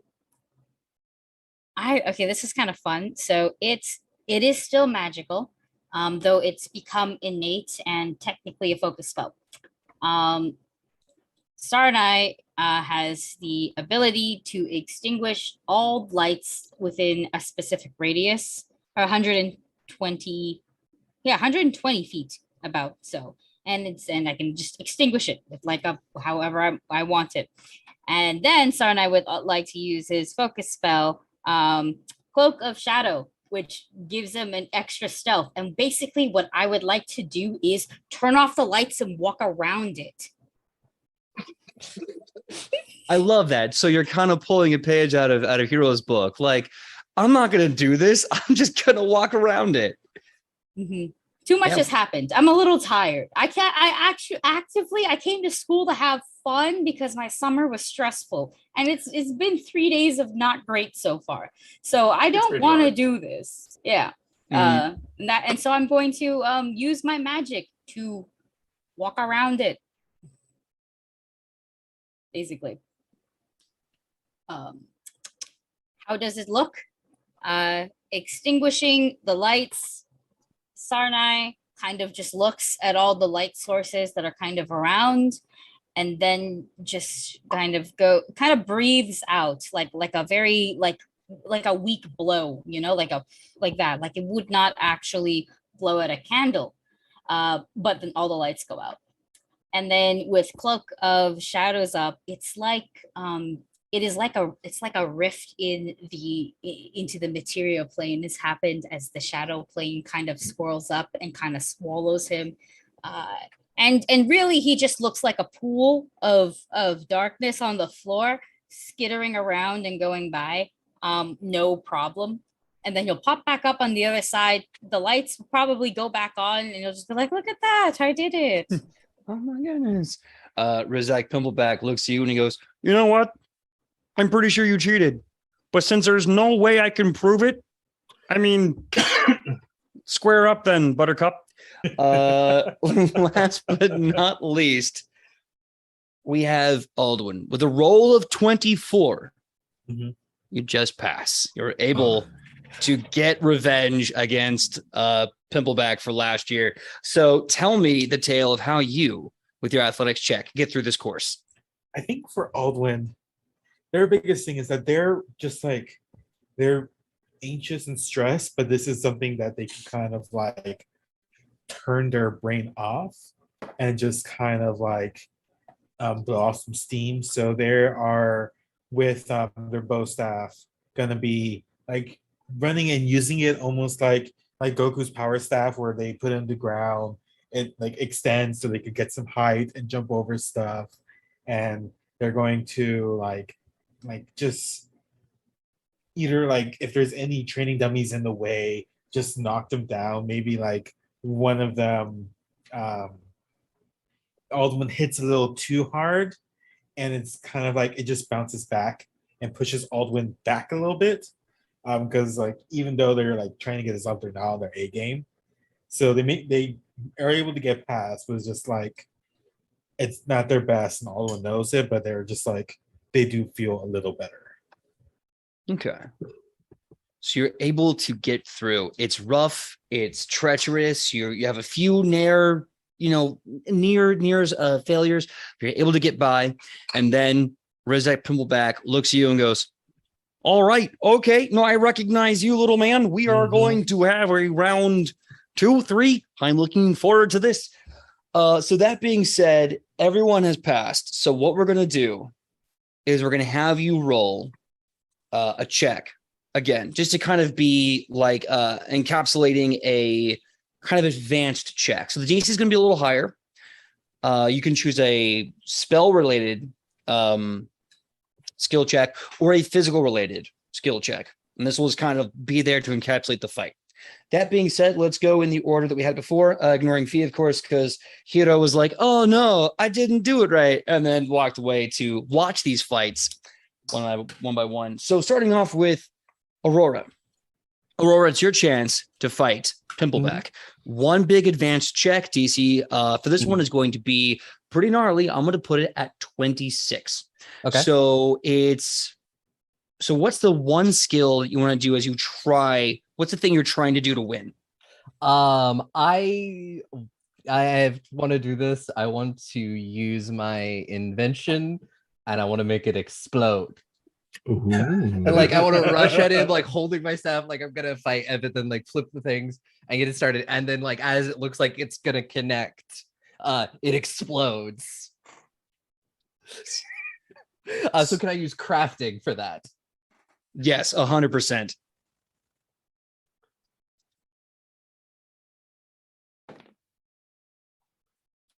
I am going to hero point that. It's not horrible, but it's not great. It's not enough. It was only a 26 in total. Only a 26. We want a 36. We want to get a 10 up and critically slap the frog. I have a question. Can Hero from like the sidelines, since he like completely failed, can he like try to distract Pimple with like just like mockery and stuff, like little like every now and then like little like, "Oh my god, is that a frog?" Never mind. Sorry, just our teacher. Hey, it's okay. I couldn't rap on command either. I'll tell you what, if you want to do either a bard song or a any specific check, you can do it once right now and it'll affect everyone else here. Cool. I will absolutely do Ooh, do you want to inspire courage? Give everyone bonuses? Good. Oh, Yeah. I can do Inspire Courage. So he casts Inspire Courage, and it's a rendition of "It Wasn't Me," but like appropriate for this song. It was a toad. It was a toad. It was a toad. So I'm jumping in the courtyard. It was a toad. So I'm sitting on a lily pad. It was a toad. So I'm losing the battle. It was a toad. It was a toad. And he's just like playing these. And that's a +1? Yeah. Yep. So that it will put it exactly to a 28. Nice. Nice. All right. So say it one more time. So sorry. It was exactly a 28. Love it. Okay. 28. So yeah, you explode use the staff to the explosion with great effect. Need to roll to see if it's like it survives the explosion. Absolutely. Let me see if it survives the explosion. Nope. Oh, okay. I just have to spend like a couple hours fixing it up. It's not like gone. It just have to spend a few hours fixing it up. Okay. So you take the staff, you strike, you slam it down, and this massive explosion ripples from it. You can feel the metal in your hand splinter into shrapnel and fly away. Rizak gets thrown out of the arena with his feet, grabs the ropes, spins, bounces, comes back into the ring, lands on his belly flat. You see he's burned and he's a little disoriented. He gets up and he goes, I'm all right. That was a very good hit. I rolled just to see how much it would be because it is 66. It was me 30 damage. Ooh, hold on. I have his HP notes from last year. Let me see if he's bloodied by that. He said it was 30. 30, yeah. He is bloodied from that. Nice. So with that, he can't even offer a really strong offense. He tells you to go wait over there. You see this like very empty golden dais, and he's like, "You go right over there." Man, who brings a bomb to a fist fight? Man, this is some old ribbity bullshit. Anyway, if you stay ready, you ain't got to get ready. Who sucks eggs now, fat tongue? You know what? You're right.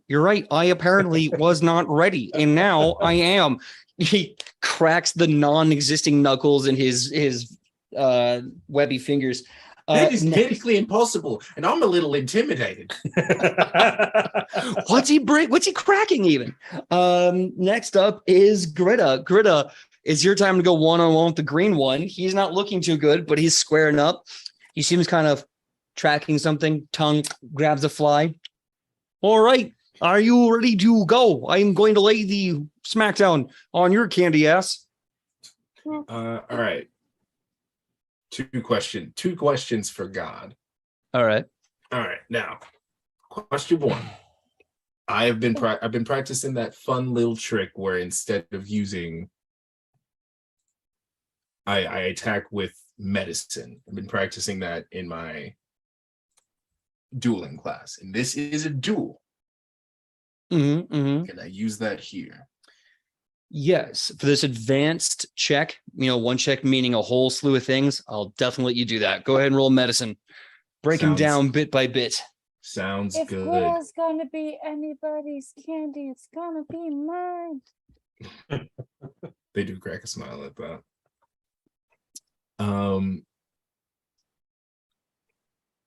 Now, second question. Okay. Can I cast Organ Sight at the beginning? I mean, if you want to murder him, yeah, you totally can. Non-lethal. Like the attack itself will be non-lethal. Yeah, but doesn't Organ Sight add like 3 to 4d6 precision damage or some nonsense? Oh, 100%. This guy pissed it off. I'll say this. Your strike can be non-lethal, but the Organ Sight will 100% be lethal. So the choice is yours. I'm not gonna kill him. But I am gonna beat his shit. I can't change again this. On the third teacher again. I was to say I can change. Can I offer him a heal at the beginning of the fight as like a handshake? Sure. I'll like take a quick that. Goku moment of like, hey, before we start, heal up because I'm finna whoop you up. I'm finna touch you upside the head, son. My hands haven't touched heads in a minute. I'm looking to just christen some coconuts. You know what I mean? You talk shit to my boyfriend, and while we might have problems right now, nobody talks shit about my man. Thank you, Candy. But also I was going to say I can change the song from like there is a toad to like there was a toad on the lily pad. That's not, don't stay alive on my behalf. It's very sweet, but like you can do a little jump into the grave. I'm not gonna kill him, but whatever I have to do to make sure he doesn't die during this ass beating, I'm gonna do. So So sorry, was that? Oh, so he gets mollywopped, and I make him apologize to Hero. Okay. Now I might have skipped a bit because my internet's been really kind of touchy tonight. Did you roll yet your medicine check? I don't think I heard it. That is a base 12 plus Organ Sight, and another. That is a 28. 28. Okay. So heard you say Organ Sight. Did you cast the heal spell first? Yes. Cool. How much did you heal them? I'm gonna need a dice roller for this one. If I could find my phone. I found it. Phones do respond to yelling. At least mine does. I swear it's the fairies. They be hiding it.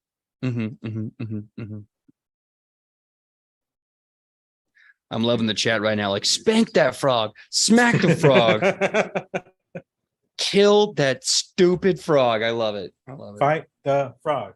I mean, sometimes the frog is the meme saying, do it, you know? Just Frog legs taste like chicken. they do. And Yeah. thank you for this very morbid visual, Aki. We really needed that. You're welcome. Thank you.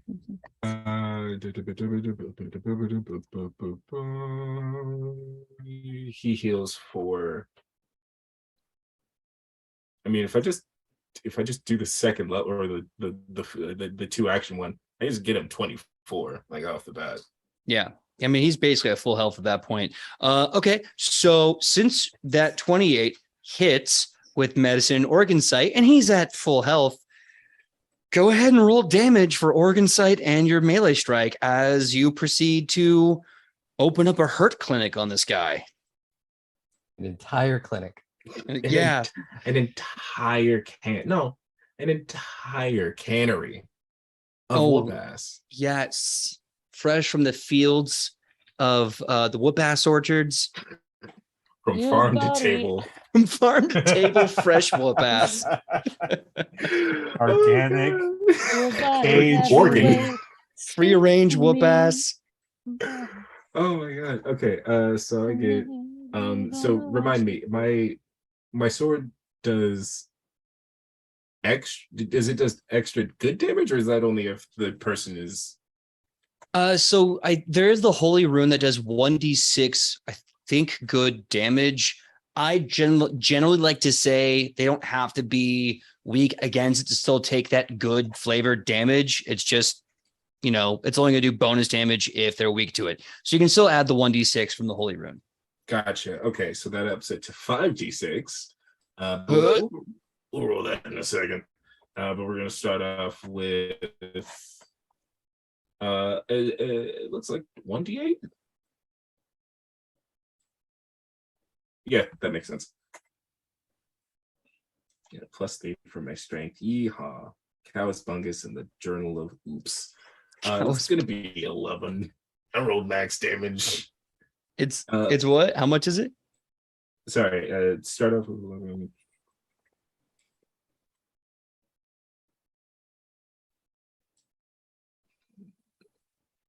That's gonna be 41. 41.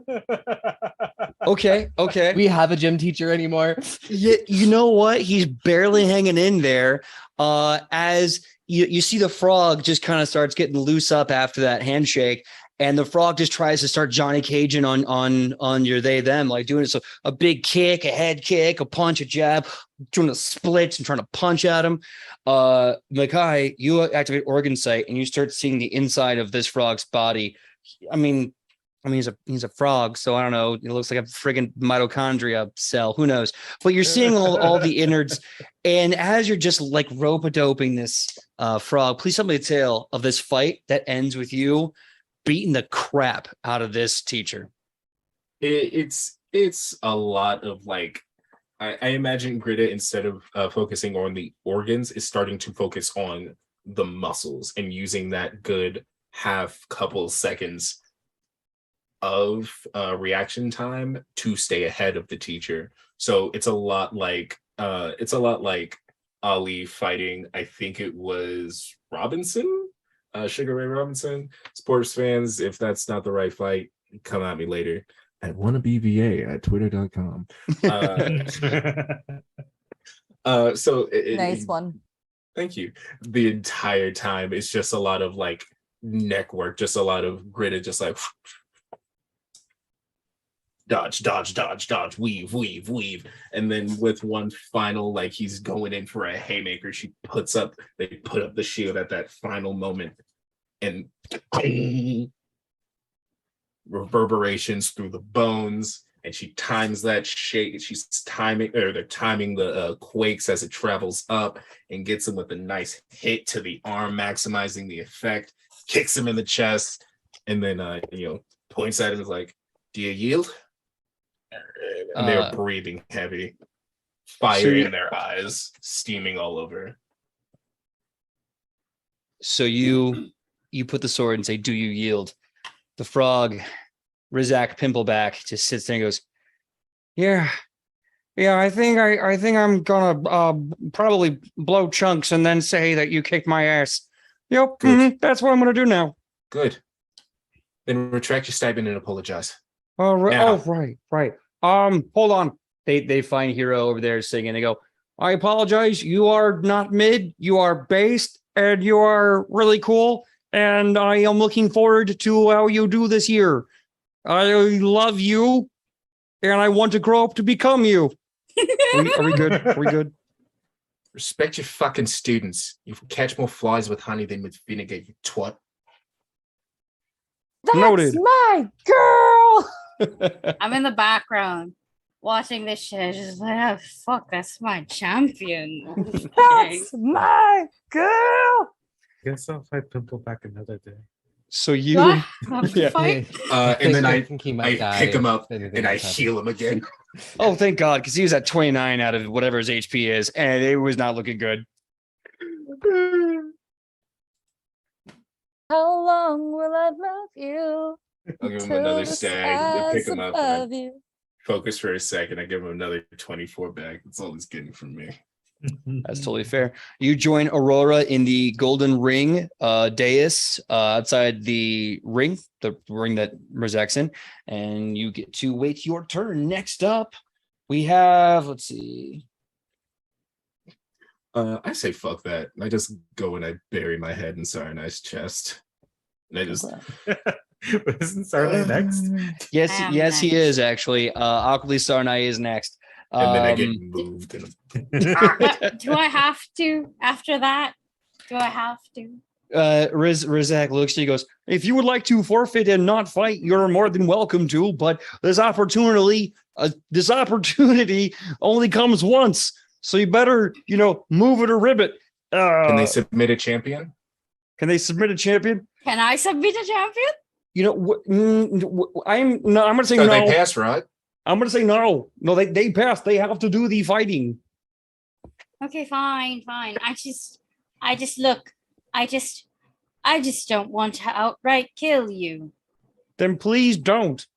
I'd I like know, to but get that's- tenure. But that's no. Look. That's the issue. Okay, I'm a magic. I'm a mage.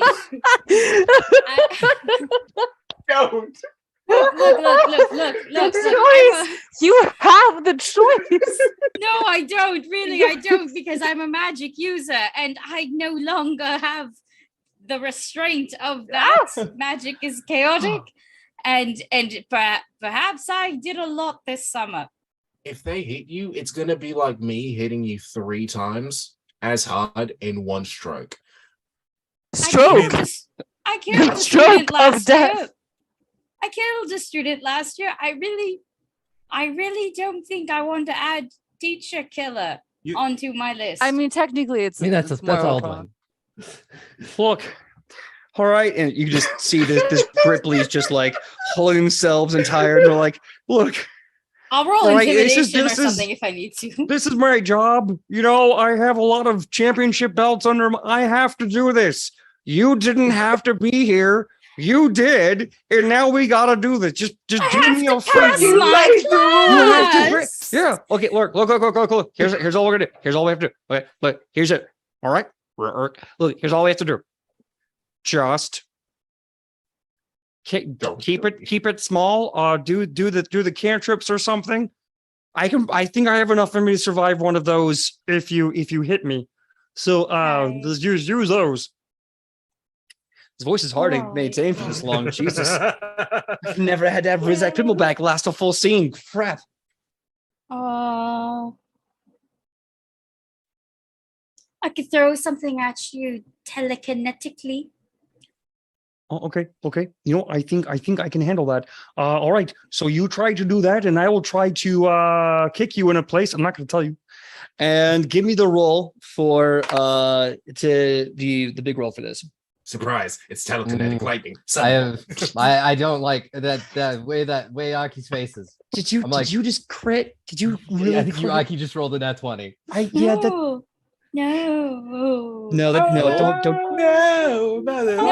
I didn't. Show me your D. Show me the D20. Come on. I didn't. I did. Look, it's an 11. I changed it. Please don't make me roll a nat 20 against him. So you rolled a critical 20, which not only means you had a great success, but it means you get to double the damage. So go ahead and double the damage of your telekinetic projectile cantrip, the most powerful combat cantrip in the entire game. You played yourself. I did, but you know what? Like, look, I got more teachers. I can just throw in there. Alden's gonna like.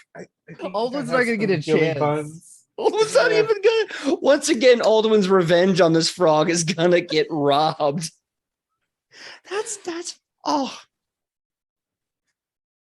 Okay, one second. I need a different dice roller because my sheet isn't like working too well. Mm-hmm. So I double the damage. Okay, good to know. I'm trying to think, so you're all level 6, so that would be 3d6 plus spellcasting modifier. So 3d6 plus spellcasting mod, and then well, that's a lot of sixes. Double. Yeah, assuming that they have an 18 in the stat, that means it's 3d6 plus 4, which would be plus 8. 66 plus 8. And hero's thing is still up, so that's another +1, right, to damage. Oh my god, yeah. Okay, so 41. Wait, we had that. That was 41 damage you did? I rolled a lot of sixes. Wait, 2 specifically. Was that doubled? Well, it would have been 20. Okay, And then 20 plus the doubled one. is 40. And then +1 from my boyfriend going.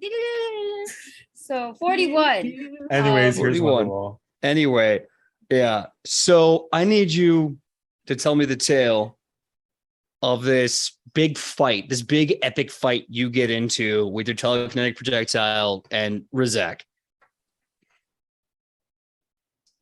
So this is funny, okay? So I think Sarnay literally lets the teacher go first. Also, it's a speed thing. I think the teacher will end up going first naturally. Yep. Sarnay's not fast. And so Sarnay actually is either taking the hits like a true tank or dodging them rather expertly. A lot more gracefully, or rather, no, gracefully is the best term to use in this case because it's a lot more learned how these dodges are working. And then he casts telekinetic projectile before at last minute realizing, oh, wait a minute, I know how to use a meteor hammer now, but that's too late. So I think what ends up happening is, so Sarnay is looking for like the nearest object to throw at the teacher telekinetically.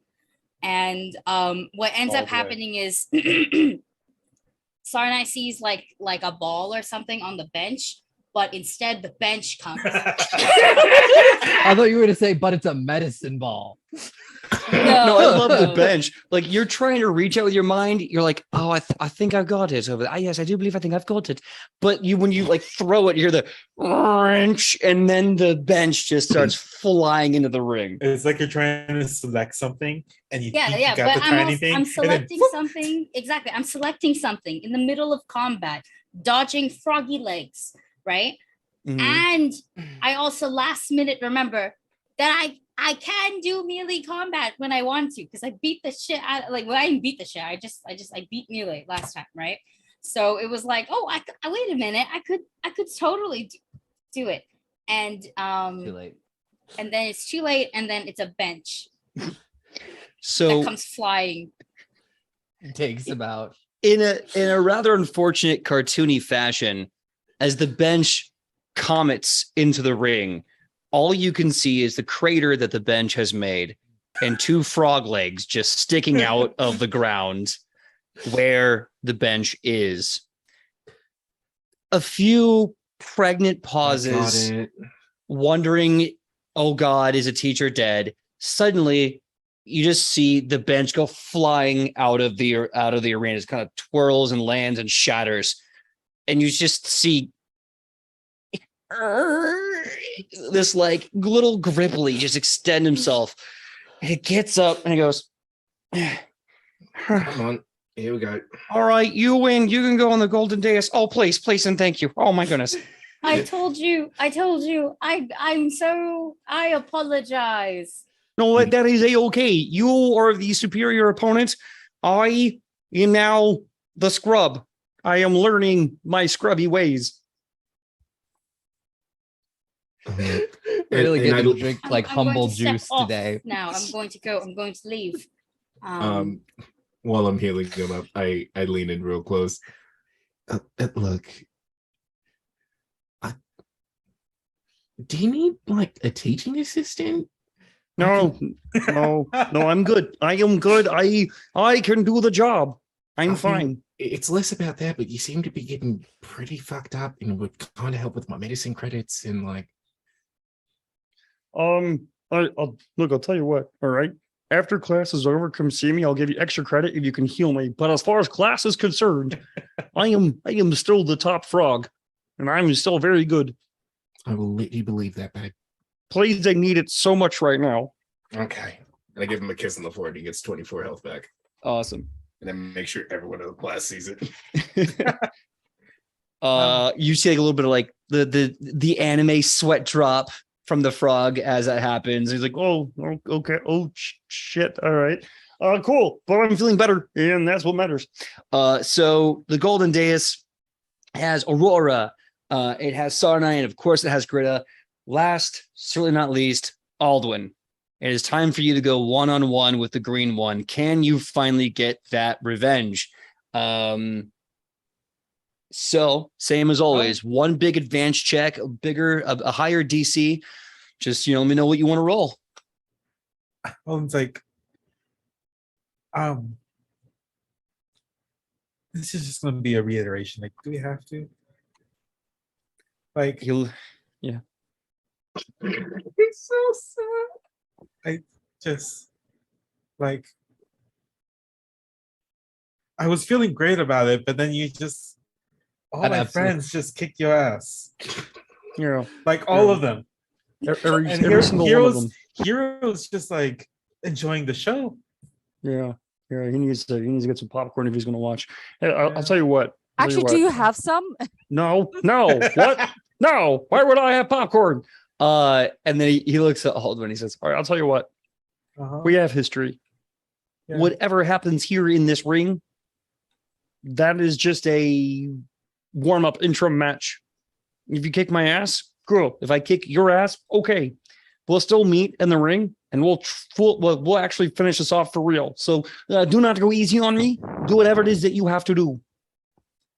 Hit him with your best shot. That seems more fair. Why don't you hit him with your best In shot? that case, It's not fair. I do think it's time for you to cool off. Oh no, not that. All right. Of a hydraulic push. No. Delete. Why did I frog push? Why is it so good? All right. Okay. At least I'm not doing crashing wave. Yeah. Give me a roll to hit, and we'll just go from there.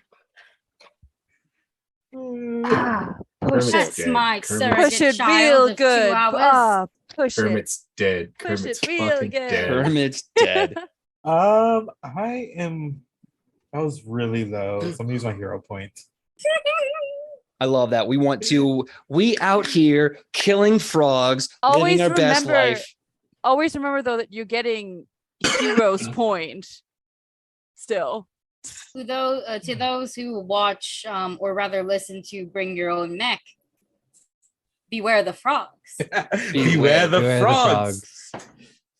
They will rise up eventually. Yep. New Tijuana 2 will never see it coming. Nope. So I rolled a 17. Total? That's a 28. Goodbye. At least it wasn't 30. At least. At Thankfully. least I didn't spell strike.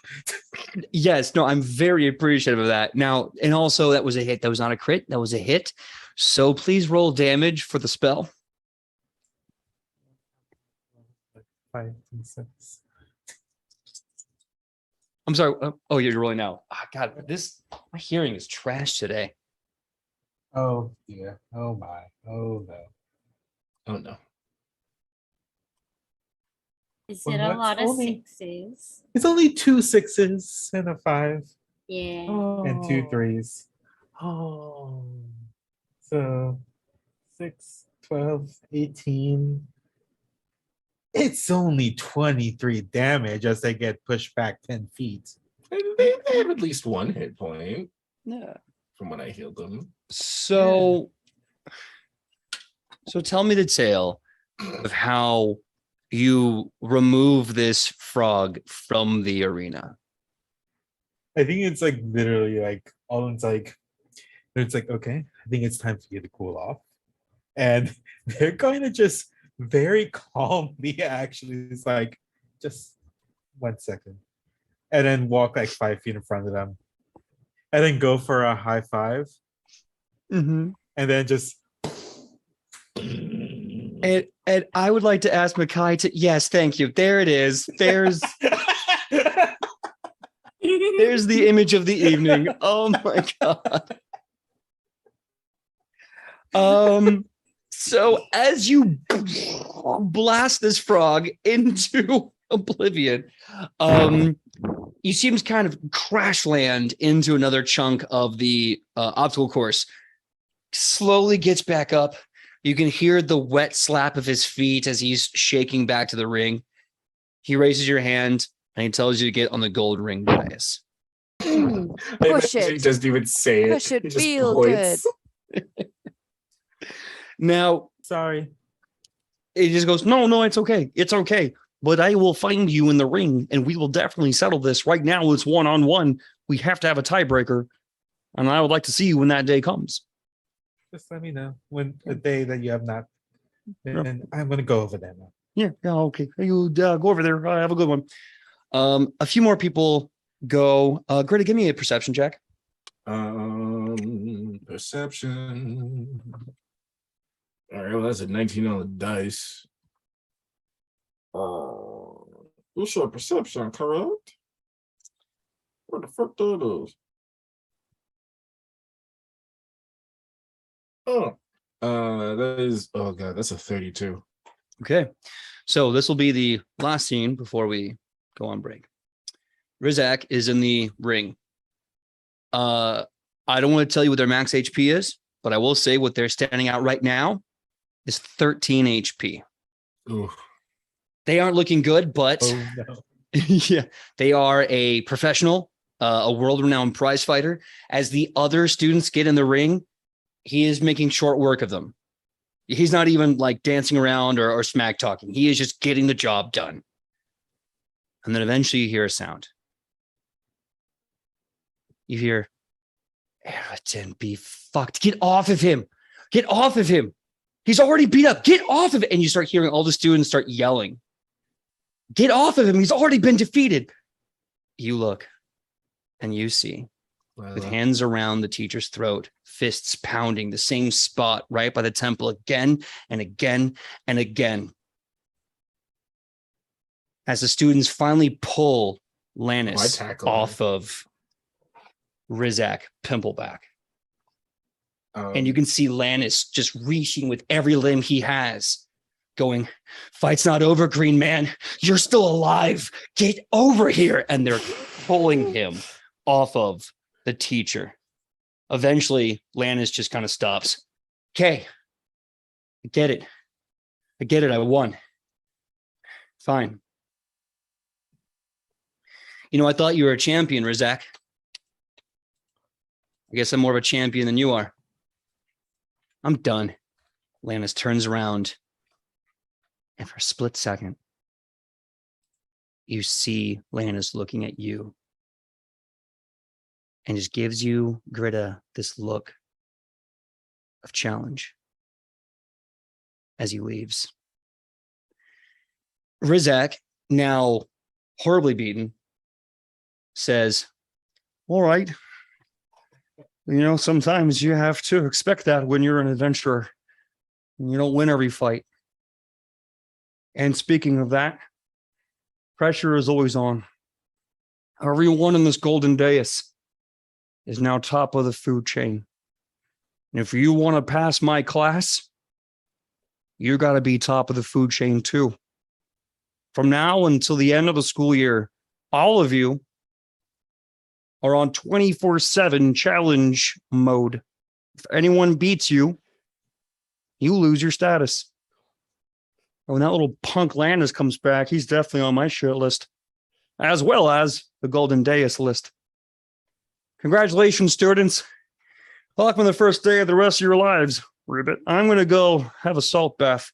And he limps to his office.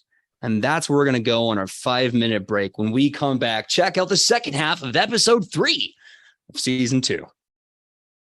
What? Bye, everybody. Oof. What the? Hello, everyone, and thank you for that Hello. break.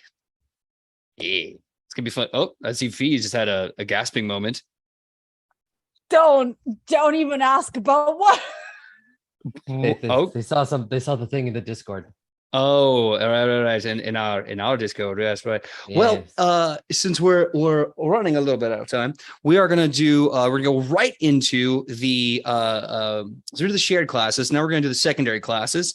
And feel free to go to your secondary class of choice. If you want to, I can read off what each student's individual secondary classes is, and we go from there. I mean, I know where I'm gonna go. So Okay. Are you going to which class? I'm gonna go to crafting inventor class because I need to fix my invention. That's right. You did kind of make it go nuclear. I make it go boom. It go boom. Oh, this voice is gonna be tons of fun. Okay, going to shop class, going to inventor class. Okay. Aki, where are you gonna go? In the interest of me actually attending all of my classes, I'm gonna go to what's left. So that's the Cheliax Club. That's right, the Cheliax Club. Okay, awesome. Okay, and next up, Makai. Why request 5 seconds to look up the list because I thought I had it pulled up. I only had it downloaded. That's quite all right. While you're doing that, I'll skip ahead. Dusty, what class would you like to go to? I should be in the interest of attending all my classes. I didn't do that last semester. However, I would choose to not attend the class and to go find Tyrael. Go find Tyrell. Okay. Good to know. Finding Tyrell. Perfect. And you're okay missing that role for that class? Yeah. Okay. And Fee, what class do you like to go to? Go to social engineering. Social engineering. Okay. Okay, so Makai, what class would you like to go to? I think since I've gone to champions class so much, and specifically I've done so much fighting with medicine, I'm gonna go to medicine. Okay. Perfect. I want to ask though, if it's okay to leave class early to find Greta. Yeah, absolutely. From your social engineering class? Yes. And then wait for Greta outside of the medicine class, wherever that will be. Okay. Why don't we then, just for the sake of time, why don't we have you roll first, just so we can kind of hand wave over that? Yeah.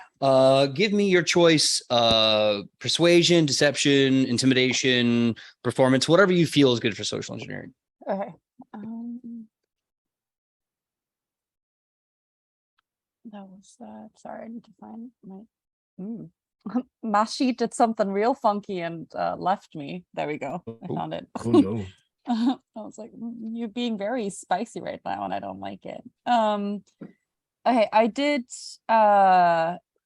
stealth, which I feel like could work fairly well. And that is a 29. Okay.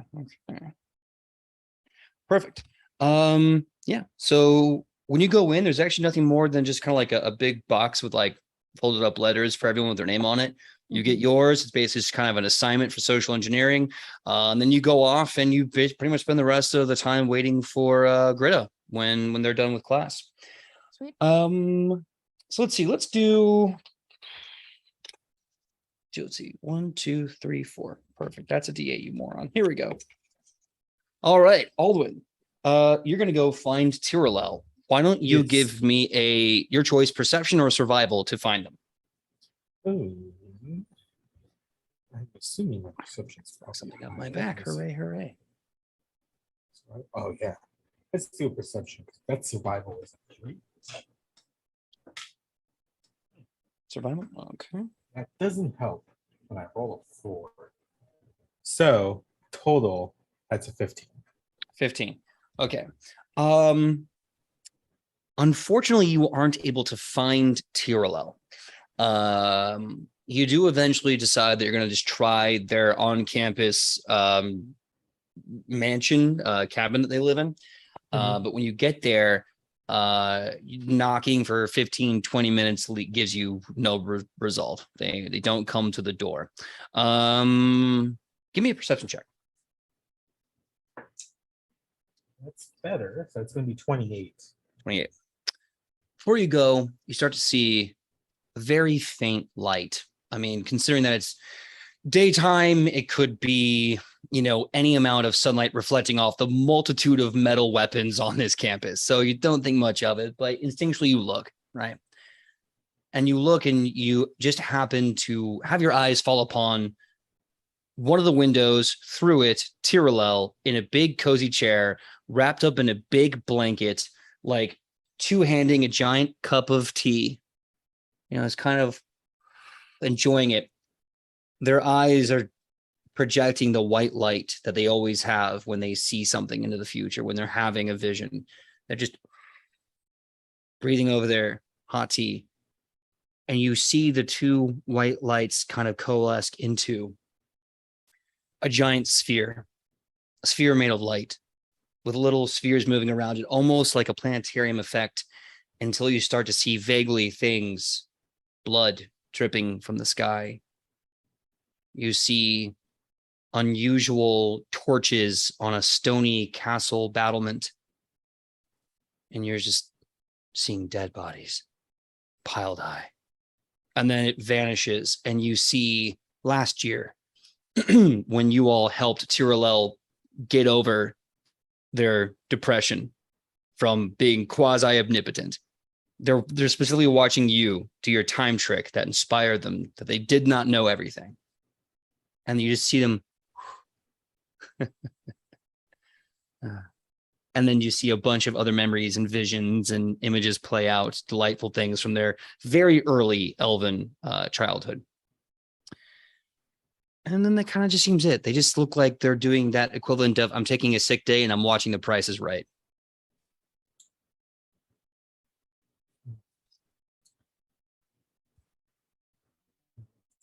Ominous. Maybe I'll just bother them tomorrow. Maybe I should do that. I think I'm going to go do that. And I think instead of just like finding something to watch, they're going to go under a nice tree and attempt to think about nothing, which doesn't work, but they're going to try. All right. So you're enjoying the vibe, and it's a good vibe. Next up, we have Aki in the Cheliax Club. So I want you to give me the check first for the club. What do you think? It's a persuasion check, performance check, whatever you think it is.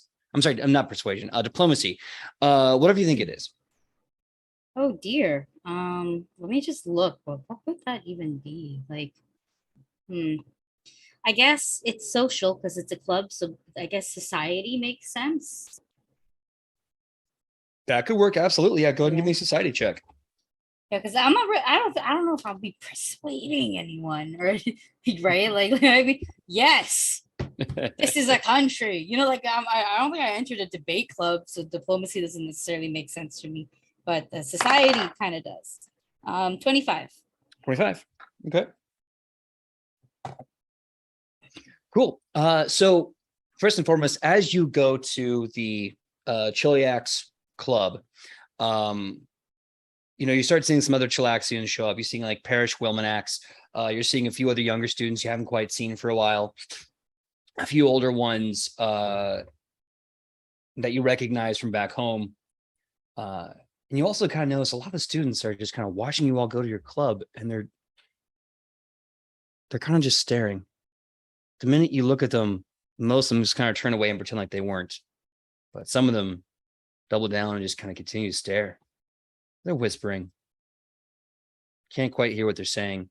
The one thing you hear, though, clear as a bell, is someone's going, like, didn't they almost kill him? Yeah, I mean, I know. I know he's an asshole of a teacher, but like, I mean, killing the frog teacher is kind of rude. And then they, kind of get up and walk away, and they realize they've been too loud, blushing horribly. I actually have the skill feat read lips. So I can read all of their lips if they're speaking any of the languages I know. Oh yeah, they're all speaking common. Yeah, sure enough, you see, you kind of start reading some of the lips saying, of course, yeah, they almost killed a teacher. Yeah, I heard they actually killed a student twice last year. I heard the same student. Like, I almost want to feel bad for him, but like, shouldn't we do something about this? Yeah.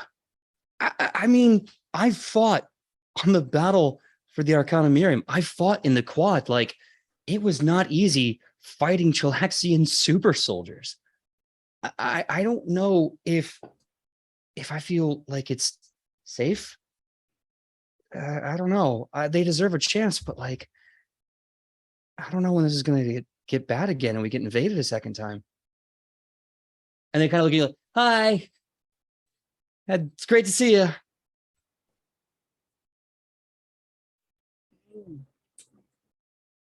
Quietly mumbling, well, shit.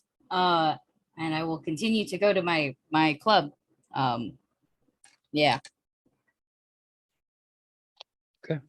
Before we get into the scene, I also want to say to the audience and the players here, this scene and everything that is about to happen has been agreed beforehand with Aki and myself. We've discussed how we want to handle this topic. We thank you for being patient with us as we deal with this delicate situation. And we hope that we can have a conversation and tell a good story about humans overcoming ugliness. So with that being said, let's go to Chiliacs Club. Aki, take it away. Oh, shit. Okay. I'm pretty sure the the full title of this club is like Chiliac Support Club, and it was made for quite literally the Chilaxian students to process what the hell happened last year, because again, that was a surprise for all of us. And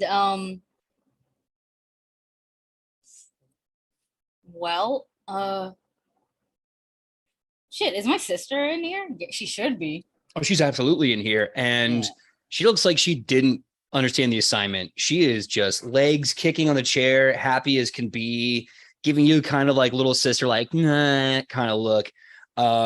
Meanwhile, Parish Wilmanax is sitting like he's already going to be the president of this club. And just like if he had a wine glass, it'd be right here, just smugly sniffing.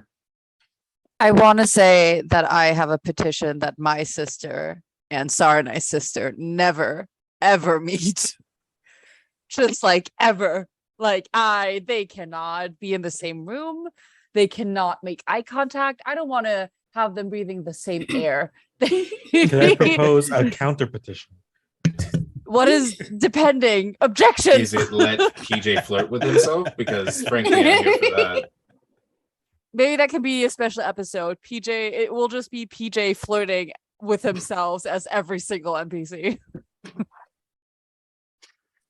Well, maybe we'll play the dating game, and if you really want to watch me just be self-absorbed and self-involved, then that's exactly what I'll do. That's why we show up every Tuesday. Oh, What day is it? Monday. Okay, so Aki, God, no wonder I'm late. it's up to you. It's your club. Why don't you get the ball rolling? Oh God. Well, I didn't prepare for this. Sorry. And I both say quietly. And just go, well, I'm not I am no cleric, no guidance counselor, nor just Quentin Zealous as a whole. But I and our wonderful government thought it would be a very nice thing to have here, a little class for all of us to process what has happened as of last year. And if you are not aware of last year, well, let's just say we had a bit of a Hell Night uprising. It's Order of the Nail, I believe.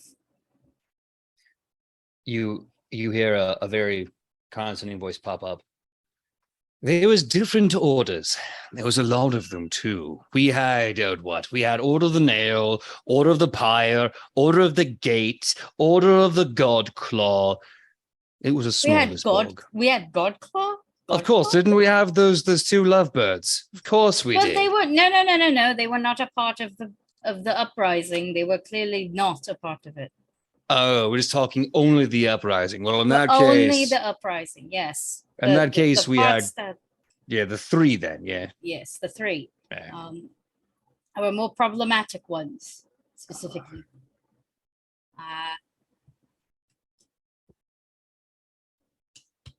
I hate this.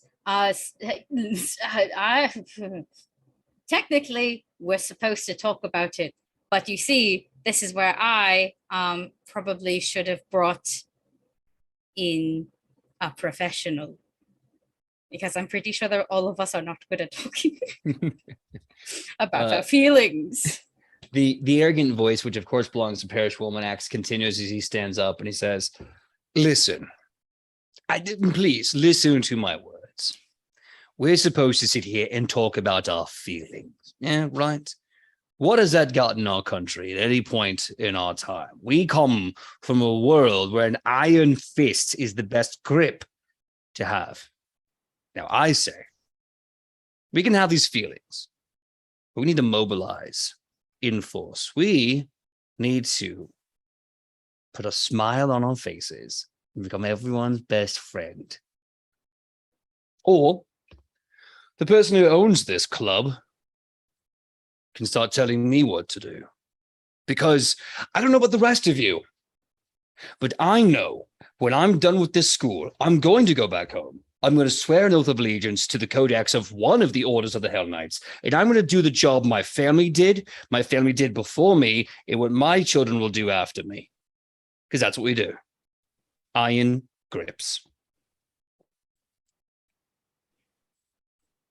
I look directly at my sister, and with the sibling telepathy that we totally have, because it's a thing. I go, this is one brainwashed motherfucker. she looks at him and looks at you and because it gives that look as if to say with sibling, but isn't Dad like, a Hell Knight? Like just what the fuck happened? Like it's another one of those looks. It's a brow raise. It's just, okay. She just kind of drops her head and goes, all right.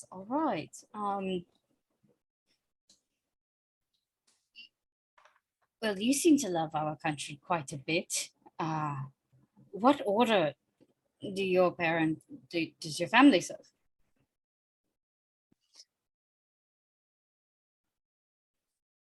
I'm going to keep that close to the chest. I can already tell there's a biases about the orders, and I'm not saying some of them are great, some of them are absolute rubbish. But the one thing I know for sure, this is my culture, this is my home, this is my family, these are my people. And I'm not going to be ashamed of them. Now, what I need to be aware of is that they're whispering about me everywhere I go because of this. And let me say, I stood with all of you, not the Hell Knights. And that's all I'm going to say about that. This is not my club. I came here to test the metal, as it were. Iron sharpens iron. Parrish sits down. Well, I appreciate your words, and of course, I agree with most of them. I don't think any of one of us should be ashamed of our culture, or where we're from, or how we've grown up. Really, I do believe there is good in rules and laws. They're there for a reason, and there is also good in breaking certain ones, especially those who hide behind them. And there are plenty, we know that bureaucratic bullshit. There are plenty that like to use the law to their benefit.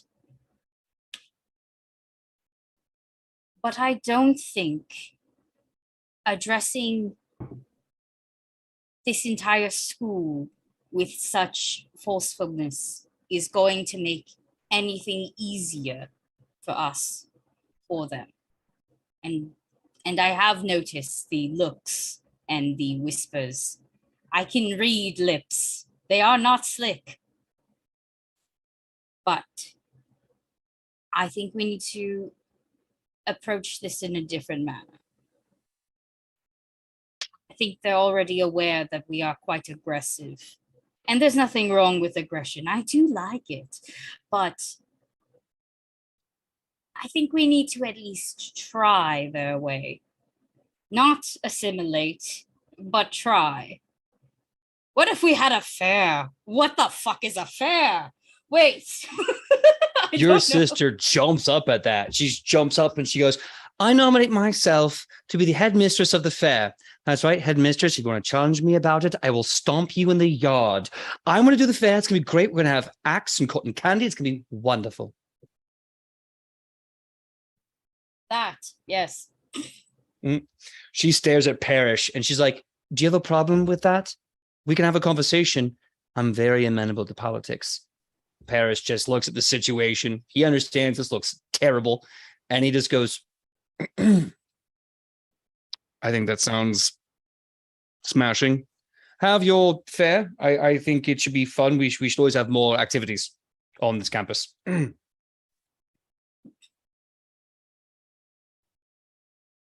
If you wish it, perhaps you should participate, Parrish. Give me a diplomacy check.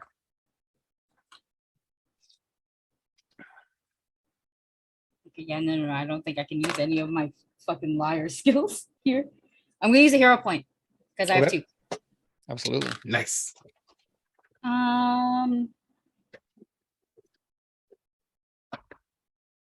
That's just that's a 21. 21. Yeah, rolled lower. Parrish thinks about it for a second and then agrees that he will be a part of the fair front and that he will be working under your sister Venetrix. And he says, I think that could be very beneficial. As the class comes, or as the club comes in, as the club time comes in, one of the older Chilaxian students walks up to you. And he says, listen, I think this was a very good start, but I think that we need some of that feelings that you talked about earlier. So someone that can help us with that. I know I've been dealing with a lot of it over the summer, especially with the court trials. I almost faced. Be there? Oh God. Yeah, I almost went to prison for my actions, even though I stood with you. It was considered treason until you argue that point down. There's an on-campus guidance counselor and therapist. I'm sure she would love to be a part of these conversations. I think it may be vital moving forward. Yes, that would actually be quite nice to have someone mediate the feelings part of this. I hang out with people that are very ooey gooey, and I think I can do it suddenly. No, fuck this. It's okay. I'm finally beginning to understand what my feelings are and what they mean. You know, all this time I just been like, I'll keep him on the inside, and now I'm realizing that's It's toxic. because it's so much easier just to not fucking talk about it, right? You just my day goes by quite smoothly, actually. Yeah. Anyway, there's the bell. I got to go to my next class, but I'll see you next club meet. I'm looking forward to it. So am I. You all seem to leave feeling very uplifted. Yeah. You get that sibling telepathy again. Your sister is threatening to shout to the entire campus that you're all about to put on a Chilaxian fair. Truthfully, can I stop her? Of course. You can always try. I will. I think I will try. I will go, no, please. Not yet. Not yet. I heard you need to make flyers. Okay. Give me for the flyers, give me a diplomacy check. 25. Okay. She's about to turn, go on her tippy toes and shout it, and then she stops and she goes, "You're right. We need flyers. Because then I can throw them in the air. You're very wise, brother." And then she runs away. Make sure to put a picture on it. Okay. I look at the screen like I'm at the office. Just turn the camera. All right, next up we have Aubrey. Aubrey, please give me your roll for your inventor class. A good crafting check will do. A good crafting check. Ooh, Yeah. Dice are jumping out of my dice tray. And that is going to be a 19. Okay, 19. I think I'm a bit distracted with the fact that I have broken my invention and I would like to fix it. Oh, why did I do that? All I did was beat a frog. Yeah. So you I don't even remember. So you go to class and you are introduced once again to the inventor / shop teacher, Godfrey Gilroy, this half orc who's just half orc, half machine. And he just starts going with the class. "Okay, everybody, welcome to class. Today we're going to learn how to make phosphorus. Now, this is only a war crime if you use it. If you don't use it, it makes a wonderful paste. It's so good. All right." And he turns and just starts writing the formula on the board. And he's like, powder should be at your tables. If everyone, blah, blah, blah, blah. And he goes off and does that. You're doing your own project because you have to repair your staff. Yeah. Unfortunately, I don't have like tools or anything that I carry with me, so I have to come here to get tools. Yeah. Well, unfortunately, the 19, you don't do very well in class today. So what I'm going to say, a bit distracted, and that's fine. So what I'll say is, give me that roll to fix it. The flat. I think it's a flat check, or is it a crafting check? Let's see. Where is my stuff? For unstable. On a failure. I think it's literally just spending the time. Oh, that's I don't even think it's a check. I can't find a check or anything.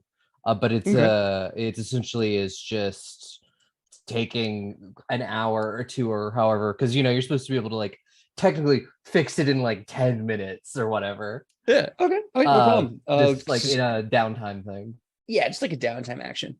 Okay, so you're doing that, and then you hear a very familiar voice over your shoulders going, "It broke already." And you see Eden over your shoulder. Yeah. I mean, I was in combat class, and I thought it would be cool to make it like do the thing, and I maybe miscalculated. You see Eden just kind of looking very frustrated. I mean, last I checked, we worked on that together. You built it. It was all you.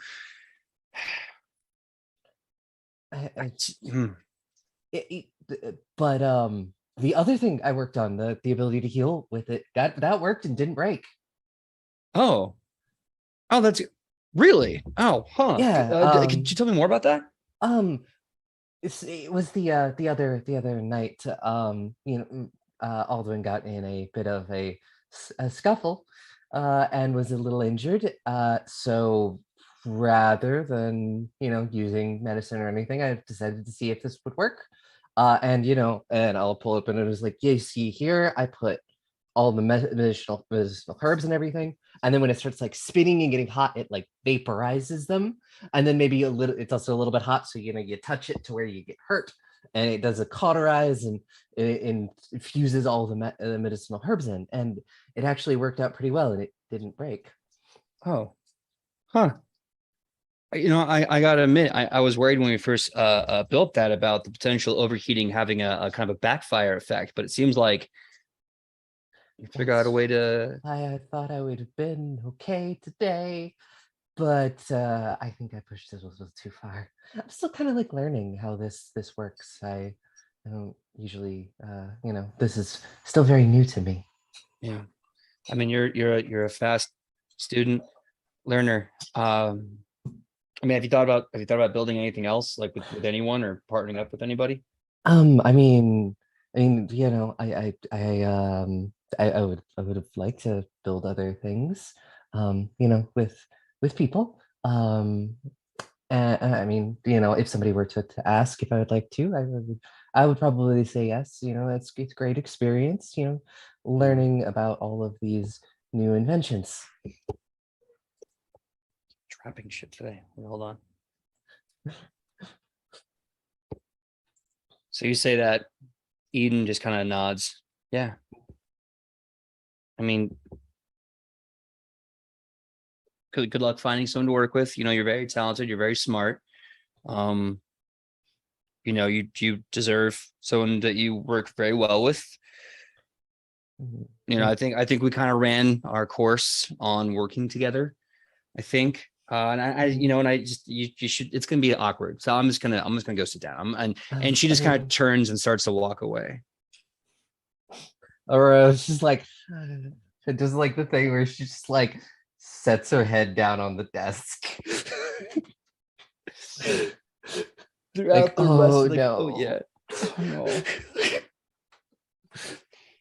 Throughout the rest of the class, Eden is definitely you catch glimpses of her looking at you, and then she kind of looks away and she gets back to her work.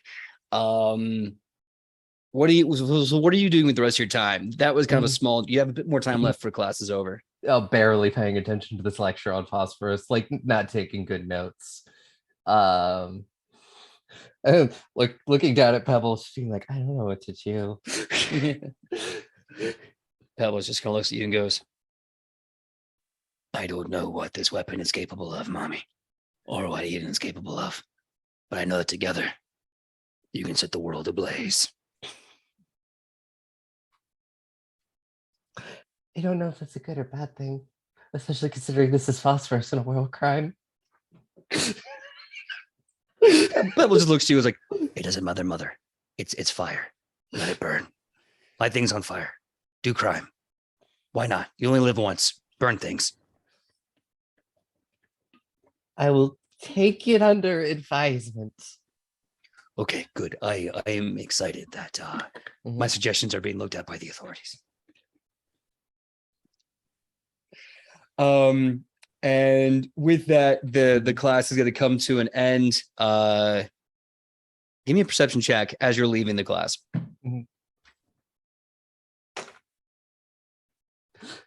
The one time. It's like, that's a nat 20 for 30. The one time. Nice. So as you're walking away from class, you see that Eden's just kind of, she looks forlorn and remorseful and walks away. And when she realizes you look at her, seeing the emotion in her eyes, she ducks her head and just walks a little faster.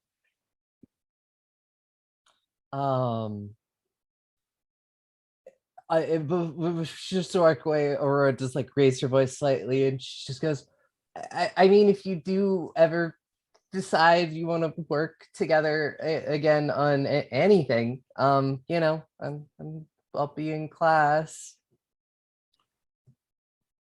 She walks away and just kind of nods over her shoulder. Yeah, okay. Maybe later, and just continues to run. All right. Now, next up, and the last one for this evening, Makai, going to medicine. Yeah. Give me that medicine check really fast. Now, question for you, God, Jesus, my Lord, my Savior. Where is my character? Here it is. All right. So,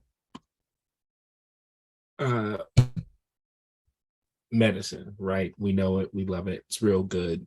Probably not paying full attention. Can I roll? So for one, I rolled a 5. And I think story-wise, with how their day is going, instead of using hero point, I'm going to use the spicy option and use my chosen one, or Prophecy's Pawn, for a reroll. Ooh, okay. Yup. So after I rerolled, I got a 19. Now, I would like to argue that in the process of using Prophecy's Pawn, they kind of lose track of the lesson. Medicine is they've been doing it for so long, patching themselves up, patching their dad up, offering their services to make extra coin, especially with their experience in last, while they're like, medicine's their bag. So I do imagine that they do start kind of losing track of the lesson. Instead of notes, maybe they start filling their notebook with etchings and symbols and weird dragon stuff that they are barely remembering before hurriedly tearing the pages out and swallowing them. I would like to use a lore dragon cultist to roll. Okay, go ahead and do that. Yeah. Spicy. It's a +9 for 13, 21. Is that now? Yeah, 21. 21. Okay.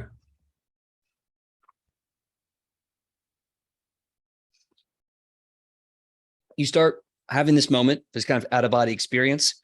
As you begin to dissociate into this and you swallow the paper with the runes on it, you can feel a heat, an intense heat, and you see this lake of lava in a giant cavernous underground environment, and you see the hooded, cloaked figures of a kind of cult.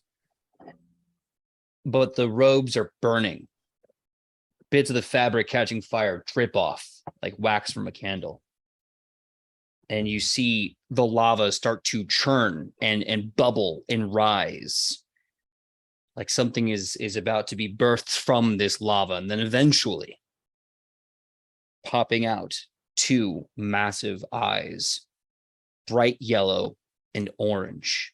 Sheets of flame smoking and bubbling from the corners start to rise with them.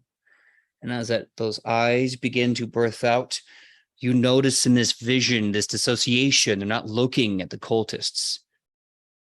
They're looking at you. And you hear this voice speaking the tongue of fire itself, saying, Greta, the time for your hatching is near. And then you snap out of it. Class is over. You have aced your medicine class, but the teacher is very worried about you. Though they have to teach next class, so they send you on your way. And as you leave, you bump into a very bored but very patiently waiting Hiro outside the medicine class. Greta is sweating, and I'm pretty sure the students around them either have heat stroke, heat exhaustion, or sunburn. Yeah, a few of the kids are just going, God, Absalom summers. I can't wait for fall already. And I'll even give it this. They were sort of their bodies sort of like, in order to ground themselves, they sort of started gripping their chair, and now there's burned handprints at the bottom. So like when I say you're hot, you're like actually hot.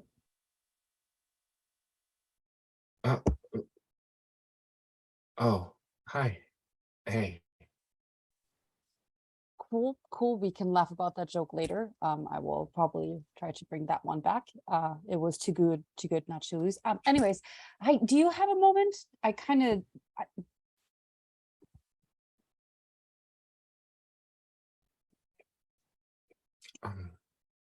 Yeah.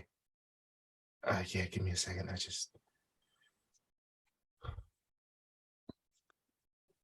Yeah, what's up?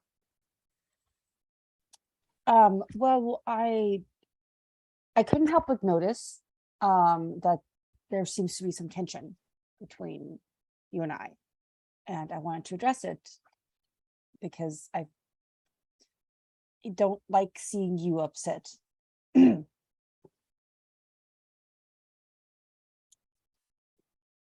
Thank you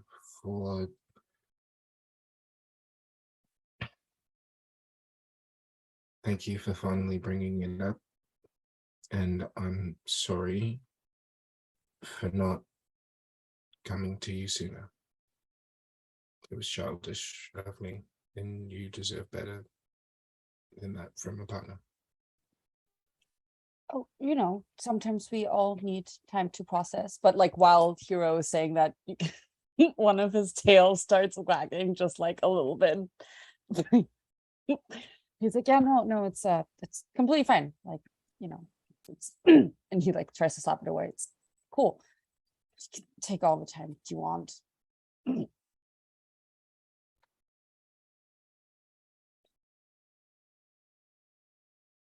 I missed you a lot.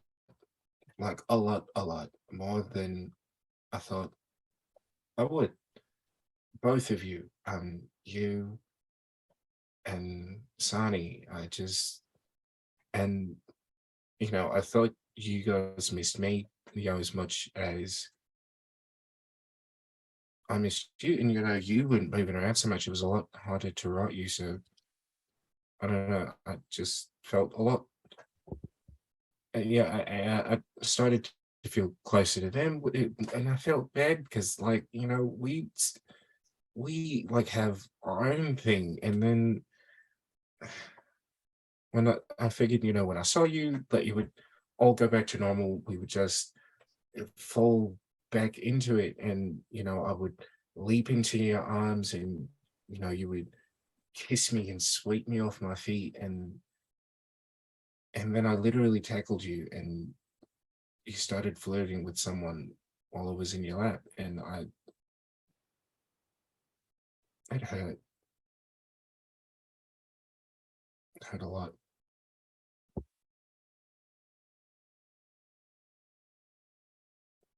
I know I keep bringing up the grilled cheese, but he went off on some random adventure while I was looking for you. I know you didn't know, but I'm sorry. I'm saying a lot. You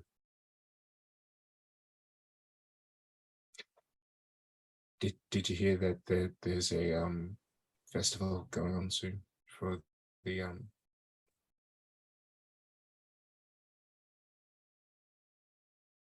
Chillax Day? I'm one I'm of the sorry. things. Yeah. Sorry. No, you were talking. I'm not good. I'm not good with this. What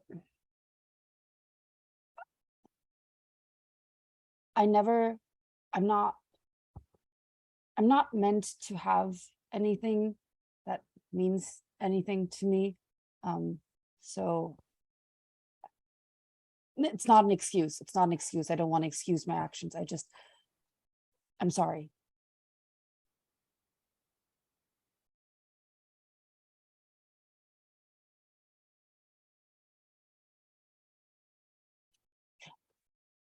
That festival sounds fun, though. It does.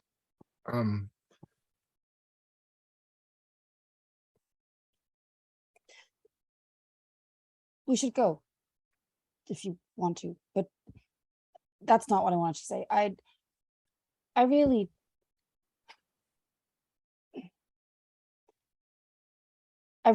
like I really like you, Greta. I really like you too. You make me so happy. Can I be honest with you? Yeah. Sometimes I watch you in class and it feels like you're afraid to try anything that's dangerous and anything that might be a challenge. And even on my best of days, I can't help but feel like a challenge. And I know that I'm dangerous, not just in the field of battle, but in general. And I don't want you to be afraid of me.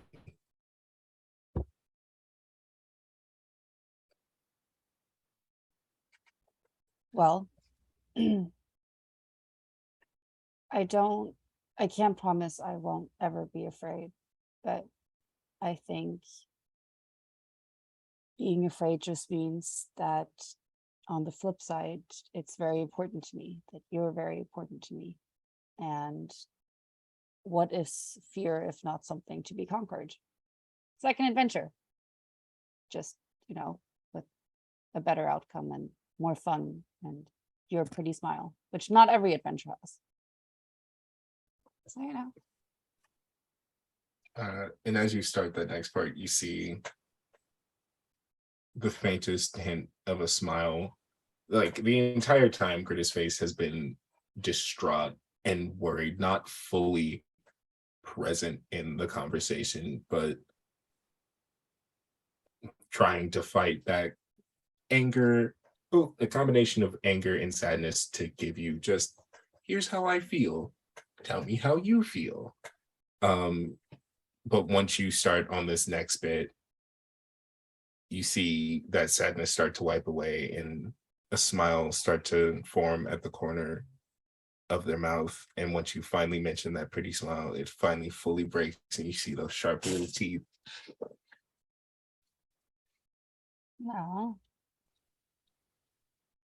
Well, I think that you deserve to have things that make you happy and that make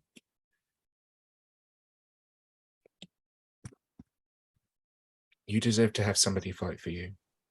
Well, I have you, so you make me happy. So I think I'm pretty well off. Make me happy too.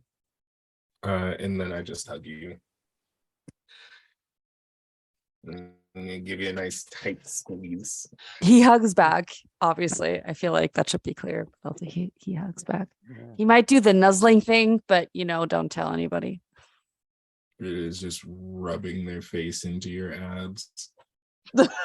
Your sick washboard abs. Your sick, Yeah. hard washboard abs. You have to reclaim them after apparently grilled cheese was Yes. was sizzling on I them. didn't get to the fucking grilled cheese. Ugh. I feel like All cheese right. will just be banned from this household, lactose intolerant or not. Only for the next 3 months. Oh, yeah. So that being said, I think that was a beautiful scene. Everyone's really beautiful tonight. I made a note in my notebook. Next episode, we're going to start with 2 hero points at the top of the show for all the awesome stuff we were covering and the hard role play that we're doing. And thank you for everyone in the audience for being so awesome with us this entire time. Oh, right. We're doing this live. Wait, hang on. Yeah. And also the Raid. Thank you so much, Stallion Creep Show. Definitely checked you out in the past. Definitely will be doing that again. Love your stuff. I want to do 2 things before we roll away. I know we're a little late, so I'm going to make this really quick. Number 1, extra credit scene, because that ends the day of school. It's bittersweet. It's weird because it's been heavy. But when you leave the classes and go back to your dorms for a split second, you fall back into that beautiful, blissful illusion of normalcy. And you kind of get back into that pattern of classes and the safety of that. However, Aurora, waiting for you in your dorm room is a folded up piece of newspaper. Upon opening, you find a piece of warm, fresh grilled cheese and a sign, a note that simply says, I am watching you, and the lessons will begin soon. What? See, I am not the only one with the magical grilled cheese. Enjoy it. Hey, PJ. Yeah. What the fuck? Yeah, you're welcome. Exactly. There you go. Season 2. I don't like this. And I Aurora, wake up. Aurora, wake up. Aurora, don't like this. Now, the other thing is I wanted to redeem myself with something, and I wrote a little something, and now I want to not only just redeem myself, I want to redeem a very specific frog. Oh, This is Rizak Pimpleback, and he is going to be rapping for you before we close out the show. So here it goes, a little frog rap I wrote. It's not going to be great, but it's going to be better than what I did before. So here it goes. Feeling froggy, I'm always good to go. Call me green because I'm sick with this flow. Hide your credit scroll because I'm stealing the show. And all I see is green because I'm drowning in dough. It ain't even easy, so don't get mad. Owning these homes, now they're all my lily pad. I'll mix them all up with my Kung Fu collection. Hit you so hard, you'll see the rainbow connection. Yeah! All right. And with that fun little bit that you only get in the live show and maybe in the podcast, that's what we're going to call it today's episode. That is where we are going to end today's show. Thank you so much for tuning in. Thank you so much for rocking out with us. And let us say our goodbyes, starting with Aubrey. Aubrey, please tell us who you are and where we can find you on that sweet, sweet internet. Hello, I am Aubrey. You can find me everywhere on the internet at Mad Queen Cosplay. I might also usually be found, herding all the cats over on Goblets and Gays. You've got a couple of them here. And Anima Magiri as well. And then I'm also Play Sawyer over on Bring Your Own Mech. Sometime next month, I'm part of the cast for Escaping Carcosa. That starts airing over on Ballad of the Seven Dice. If you like Pathfinder, check it out. Also, if you like Call of Cthulhu, check it out. Because it's Pathfinder and Call of Cthulhu. It's great. And then also, Thursday, you can jump over to Queensport Gaming and find me playing Delta Green in part of their massive marathon. It's going to be fun. Awesome. It's great stuff. Next up, we have Aki. Aki, please tell us who you are and where we can find you on that sweet, sweet internet. Hello, my eyes are on fire because I think makeup got in them. So have been Aki. You can find me all over the Twitterverse at Akinomi_art. I also heard the cats in Goblets and Gays and Nani Mamagiri and like so many things, so you should go check it out. Most notably though, you should check me out on Friends Who Roll Dice, specifically Saturday, August 27th from 1 to 4 p.m. Eastern. I will be playing Flint Weaver Journey. Come check us out. If you like Dark Souls, it's sort of like Dark Souls, and I'm missing like 3 fingers. So yeah, come check us out. Nice. I promise it's mechanical. And it is once again because I rolled very high. Which 3 fingers? Hang on. Oh gosh, which few? Oh, one second. And are they sequential? Like, are you missing? Like, is it like are you just constantly flipping people the bird? Yeah, these are 3 fingers I'm missing. Oh, these are 3. So you only have these 2 left. I only got these 2 on my. It's on my right hand, I believe. Actually, and my left hand is fully intact. My right hand has other things. Hopefully, I can share the art soon. Yeah. Ooh. Well, next up, we got Fee. Fee, please tell us who you are and where we can find you on that sweet, sweet internet. Look at that handsome man. Look at that Yeah. beautiful boy. Look at that What a cutie. handsome, Look at what a that handsome girl. day, damn, that badass dude. Come in. Okay. Hi, my name is Fee, and you can find me under Finneman on Twitter, TikTok, and Instagram. I cosplay and I don't know, rave about TikTok boys. No, K-pop boys. Wow, my brain. And K-pop. K-pop. Yes, and you can come and hang out there with me, or you can just tune in every Monday to see Hiro do weird things and discover what's up with the grilled cheese because I'm very intrigued. Aurora, I have my eyes on you. I mean, you're all just wondering if Aurora will actually tell you it's 50-50. We are bonded now. The grilled cheese bonds us. How dare you? The grilled cheese has spoken. The grilled cheese has spoken. I can just see now. So the Emperor saying, dude, it's like, grill it. Well, speaking of grill it, Gritta, please tell us who you are and where we can find you on that sweet, sweet internet. Good evening, Internet. It has been a pleasure playing for you tonight. I have been playing Gridded D Stone Basin, as you've noticed, and if you haven't, then what have you been doing? What have you been doing for the past 3.5 hours? But if you have been paying attention and you enjoyed seeing me here today, you want to see me do more, then go ahead and follow me at WannaBeVA on anything that matters. That'd be Twitter, Instagram, TikTok. I ain't got a Facebook set up. But we'll get that one set up here in the future. And if you can't find me there, try Wannabe Voices. I'll get you a more detailed list next week where hopefully I'm more prepared. But in the meantime, if you want something a bit more personalized, then check me out over at Ko-fi or even Fiverr, a bunch of different places where you can commission me. Whether you want to just give me a prompt or a full-on script to read, I will give you my best shot and we can get something going together because, well, as we all know, teamwork makes the dream work. So let's get these dreams going, baby. All right. Last and certainly not least, please, Dusty, tell us who you are and where we can find you on that sweet, sweet internet. Hello. Again, I am Dusty. You could find me online at Dusty Hill. I am one of the many cats that is being herded by Aki and Aubrey.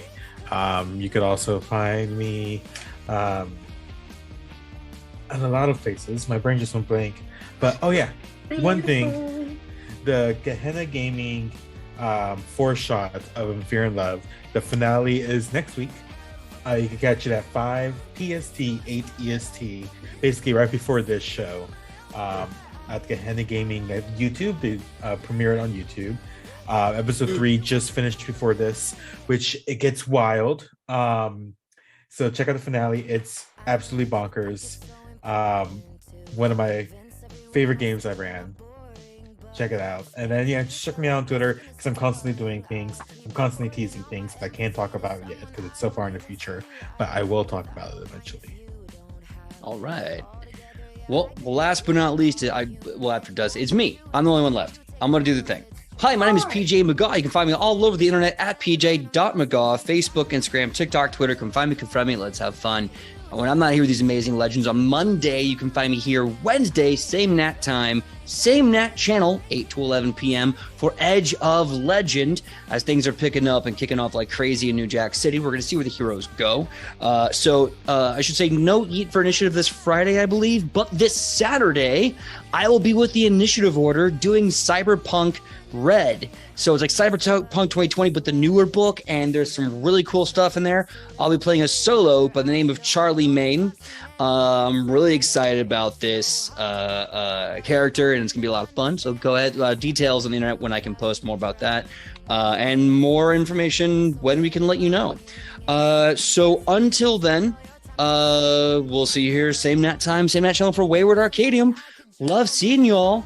Thank you for listening to my horrible Kermit rap. And I burped. We're going to be raiding Blackwater D&D. Yeah. Yeah. We need a raid cry. What should our raid cry be? Grilled cheese. Cheese. Grilled cheese. Where the Grilled fuck cheese. up? These for the cuttlefish. Oh, right. Before I forget. Oh, thank you so much, Makai. And also, huge thanks to our amazing TD, who we would not be here without. Thank you so much, Forgotten Cuttlefish. You're the best TD. I am the worst brain. You're the best.